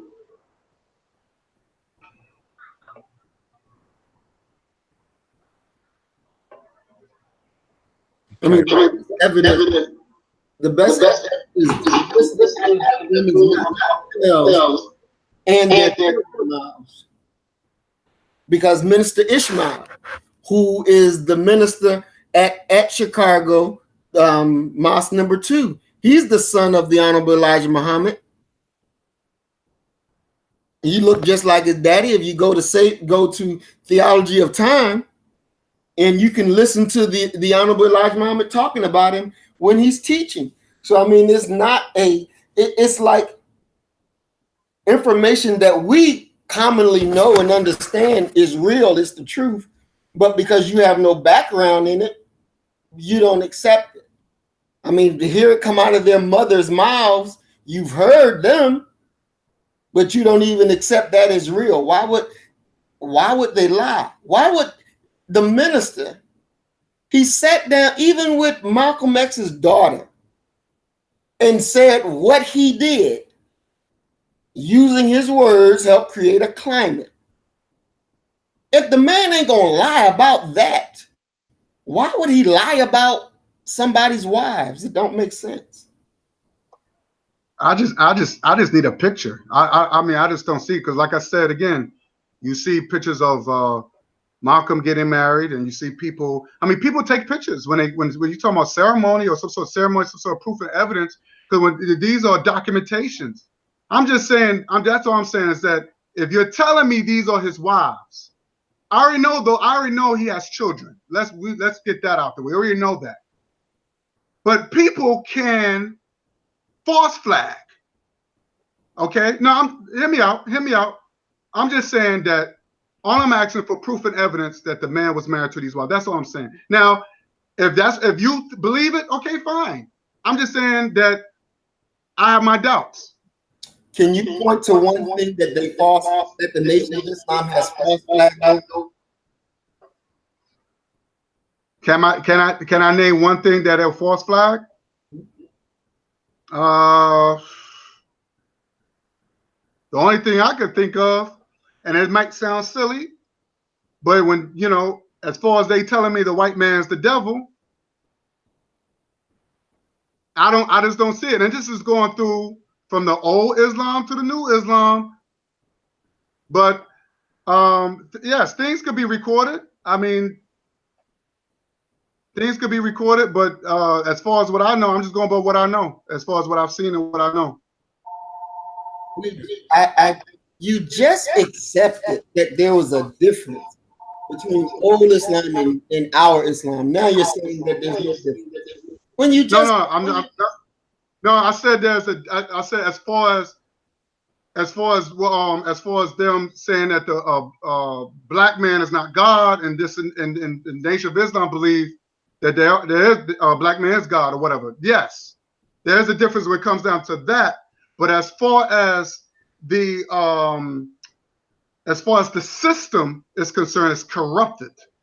It's a corrupt, to me, it's a corrupt system. Inner fighting, killing each other. Because my thing is like this: if I'm your brother, and that was the whole point of the argument. That was the whole point of the argument, because I don't see where that you treat the white man as your enemy. I don't see that. Now I might come from a different cloth, because when I grew up, if you don't like somebody, you're gonna show it. You're gonna punch them in the face. Look, I punch a lot of white people in their face. Like just where I punch black people who've been disrespectful. I punch white people, call me an N-word, punch them right in the face. It's no brainer, and I'm willing to die like that. Have you punched white people in their face when they disrespect you? Did you? Well, you gotta think about it now. Come on, man. I do. I gotta sit back and think. Have you ever threatened a white boy? Have you even said, yo, I will kill you if you call me the N-word? The only white man that called me a nigga when I was in the military. Did you check him? No, because he didn't actually say it to me. He said it to the white boy that I was hanging with. And the white boy came back and told me. Did you check him? I did say something, but I wouldn't consider it a check, because the only thing I said, well, I wish people, if they see a nigga, won't they smack a nigga? Or if they see a nigga, won't they punch a nigga? But everybody want to say nigga. So that's what I said. But I wouldn't consider that to be a check, because he didn't say it to me personally. He said it to somebody else, and that person brought it to me. So I made the comment standing next to him, but he heard what I said. So let me ask you a question. Are you a man from the streets? Are you a street dude? Like have you gotten into brawls in the streets? I mean, yeah, as I was growing up, like we all. So you could say that you got some street knowledge, right? Of course. So have you ever been in a situation where a black person said, yo, this so-and-so called you a punk ass mother boy? How many times that you went over there and checked that dude and said, yo, is that true? Did you call me that? Have you ever done that in your life? Because there's been a lot of. I sure did when I was in elementary school. I sure did. So if you did that even in the elementary school, usually you're gonna carry that behavior with you as you grow up. Not necessarily. Well, I know I do. I did. I was trained very well. So if somebody call your name, you're gonna approach and say, is that true? You call me that? You might not want to do nothing. You want to make sure you want to hear it from their mouth. Especially if you know you have problems with that person. Well, the way I do it, I don't do it like that. Now, somebody, and this is how I teach my son, you can bear with me. You know, if somebody call you a nigga, right? Don't get upset. Just say, if you see a nigga, don't you see a nigga? And if they walk towards you, then you lay their ass out. That's how I teach it. Because we shouldn't let people words make you go crazy. And it happens though, but we shouldn't do that on a normal basis. So if we want to fight, let's just say, if you think I'm a bitch, then you come smack a bitch. Simple as that. And then we can get it on, because if you walking towards me, then you telling me you want to fight, so I'm gonna fuck you up. And that's how I teach. And that's but here's the funny thing about, because you talked about the Elijah Muhammad and you said Malcolm was a traitor for talking against his behavior. Well, look at Umar Johnson. I'll give you a perfect example. Look at Umar Johnson. I like the brother, but he's in error. The guy's in error. About what? Because he has children out of wedlock, but he promotes black marriages. Now, I know me and Brother Craig, we had this conversation before, that Umar Johnson is in error. He got 3 baby mamas, but you get on lectures and you talk about black people should get married. See, this is reason why I might have an issue with the Elijah Muhammad, because you set the rules, but all of a sudden the rules don't apply to you. Well, now don't give me about no prophecy, because you're telling me it becomes a cult. But do you understand that in Islam you can have up to 4 wives? Do you have wives? No, I don't have wives. Why not? I don't even have one. So wait, whoa. If I'm entitled to it, I'm entitled to 4 wives. Oh, okay. That's my entitlement. Okay, so if I get married and I want 3, and if I can take care of 3 more, then I'll do it. That's what I'm entitled to. As a Muslim, we're committed. Okay. So how come that was that one of the laws in Islam, that you can have many wives if you want? All of us do that. That's what I'm telling you. If you look at the FBI record, they even say we're not going to put this out here that he has more than 1 wife, because other niggas are going to want to join the nation because you can have more than 1 wife. It's in their records. All you got to do is read it. So, okay, if that's what you're saying, then why did Farrakhan said, when he brought those women out, he actually said this, he said, well, Elijah Muhammad can do it, but just make sure you don't do it. Remember he said that? Well, let me think about it. Do you remember that he said that? Yes or no? Yeah, I know the minister said that. Yeah. So why would he say that? And you're telling me something different, sir. Right. Okay. If you can't take care of 1 woman, right? What the hell you mean you're going to take care of 4 now? If you can't take care of 1? If you can't financially take care of 1, what does it look like that you going to move to 4? And then next thing you know, and they all up inside the same mosque, and this woman looking at this woman crazy. Come on now, you know that's real. If you can't, it's your responsibility as a man that you maintain your household. And if you can't do that good with 1, you don't need 4, because you can't do it. You can't, that's real. See, one thing about life, or for me, I'm gonna keep it 100 regardless to whom or what. I don't give a fuck if it's against me or whatever. I'm gonna keep it real. Shit, we can't deal with 1 goddamn what? 4?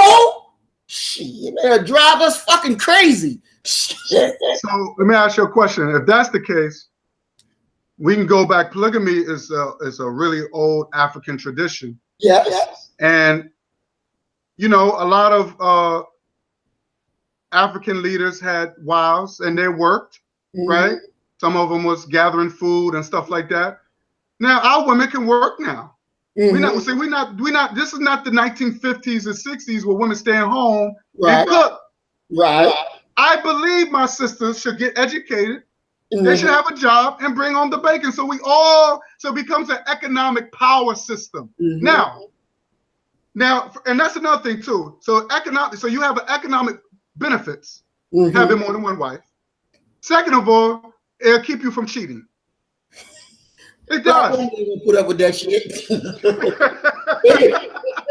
They'll chop your head off. I've heard women say that. I'm trying to promote that shit hard too. I'm like, yo, someone be like, yo. She said, no, I can't do it. I spoke to one chick. She was like, I was like, yo, you can be my wife. And she was like, nah, I'm too jealous. That's what she said. I'm too jealous. She said, Okay, brothers, are you ready to wrap it? Yeah, let's wrap it up. Okay. Go ahead. Okay. Could you use the mic for just a second? Oh, okay. I'm sorry, brother. I'm so sorry. No, it's cool. It's just that echo. But okay, yes, indeed. We're about to come to the conclusion of today's debate, and what we're going to do is allow both participants, to just give like a closing argument. We're not going to be on the clock, but somewhere around, up to 5 minutes. We don't have to time it. But after that, what we want the listening audience to do, because we want you to be the judge. So, after this video uploads, if you can, just go into the comment section and type in who you believe won, today's debate. So yes, indeed. I guess we'll begin with my brother Guy Nollywood, since he was the no. No. I'll give this one to Maurice first, and then I'll go. I went first. You go ahead, brother. Go ahead, brother. Always go first. Huh? I said prosecutor always goes first. Oh, that's true. Okay. I'm gonna be honest. This was exciting for me. I went, and like I said before, gunslinging, and I feel honestly, I still feel the same way about the situation. Some things I'm just trying to. I guess I have a hard time. I think my brother, he did well. But there's some little things. It's kind of like like the Prophet Muhammad's body and all that sort of stuff, because we don't know if he exists or not exists. We don't know that. But I just had to present my case, and I just want the people to see who makes sense and who don't. It's just I feel that my brother held his own. I really did. I think he held his own. I think he did a wonderful job. Even with less share screens, he did okay. So Marie's brother, this was a good debate. I have fun. I have fun. So it's a really good debate. Like I said, it got me thinking a little bit. You know what I mean? I'm not gonna lie. Maybe do further research, and everything. So that's all I gotta say. I just hope the people. I hope the audience learns something as far as the history of Islam and everything, and see if they. I'm not, like I said, I'm not here to convert anybody. I'm not here to change anybody's thinking. I mean, if Islam works for you, it works for you.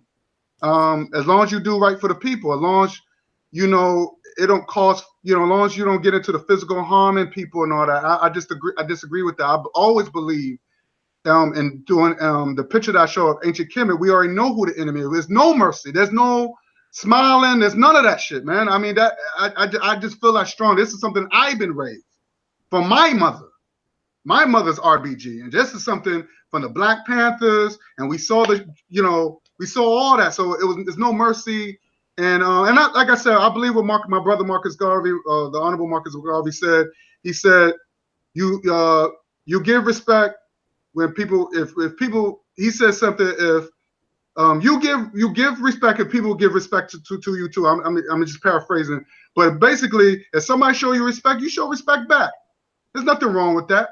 You know what I'm saying? If a white man give me respect, and I'm like, yo, we could that, but he already know that we are natural born enemies. He knows that. So there's that respect there, but there's no taking pictures and all that. No, we don't play that. So that's all I need to say right now. Yes, indeed.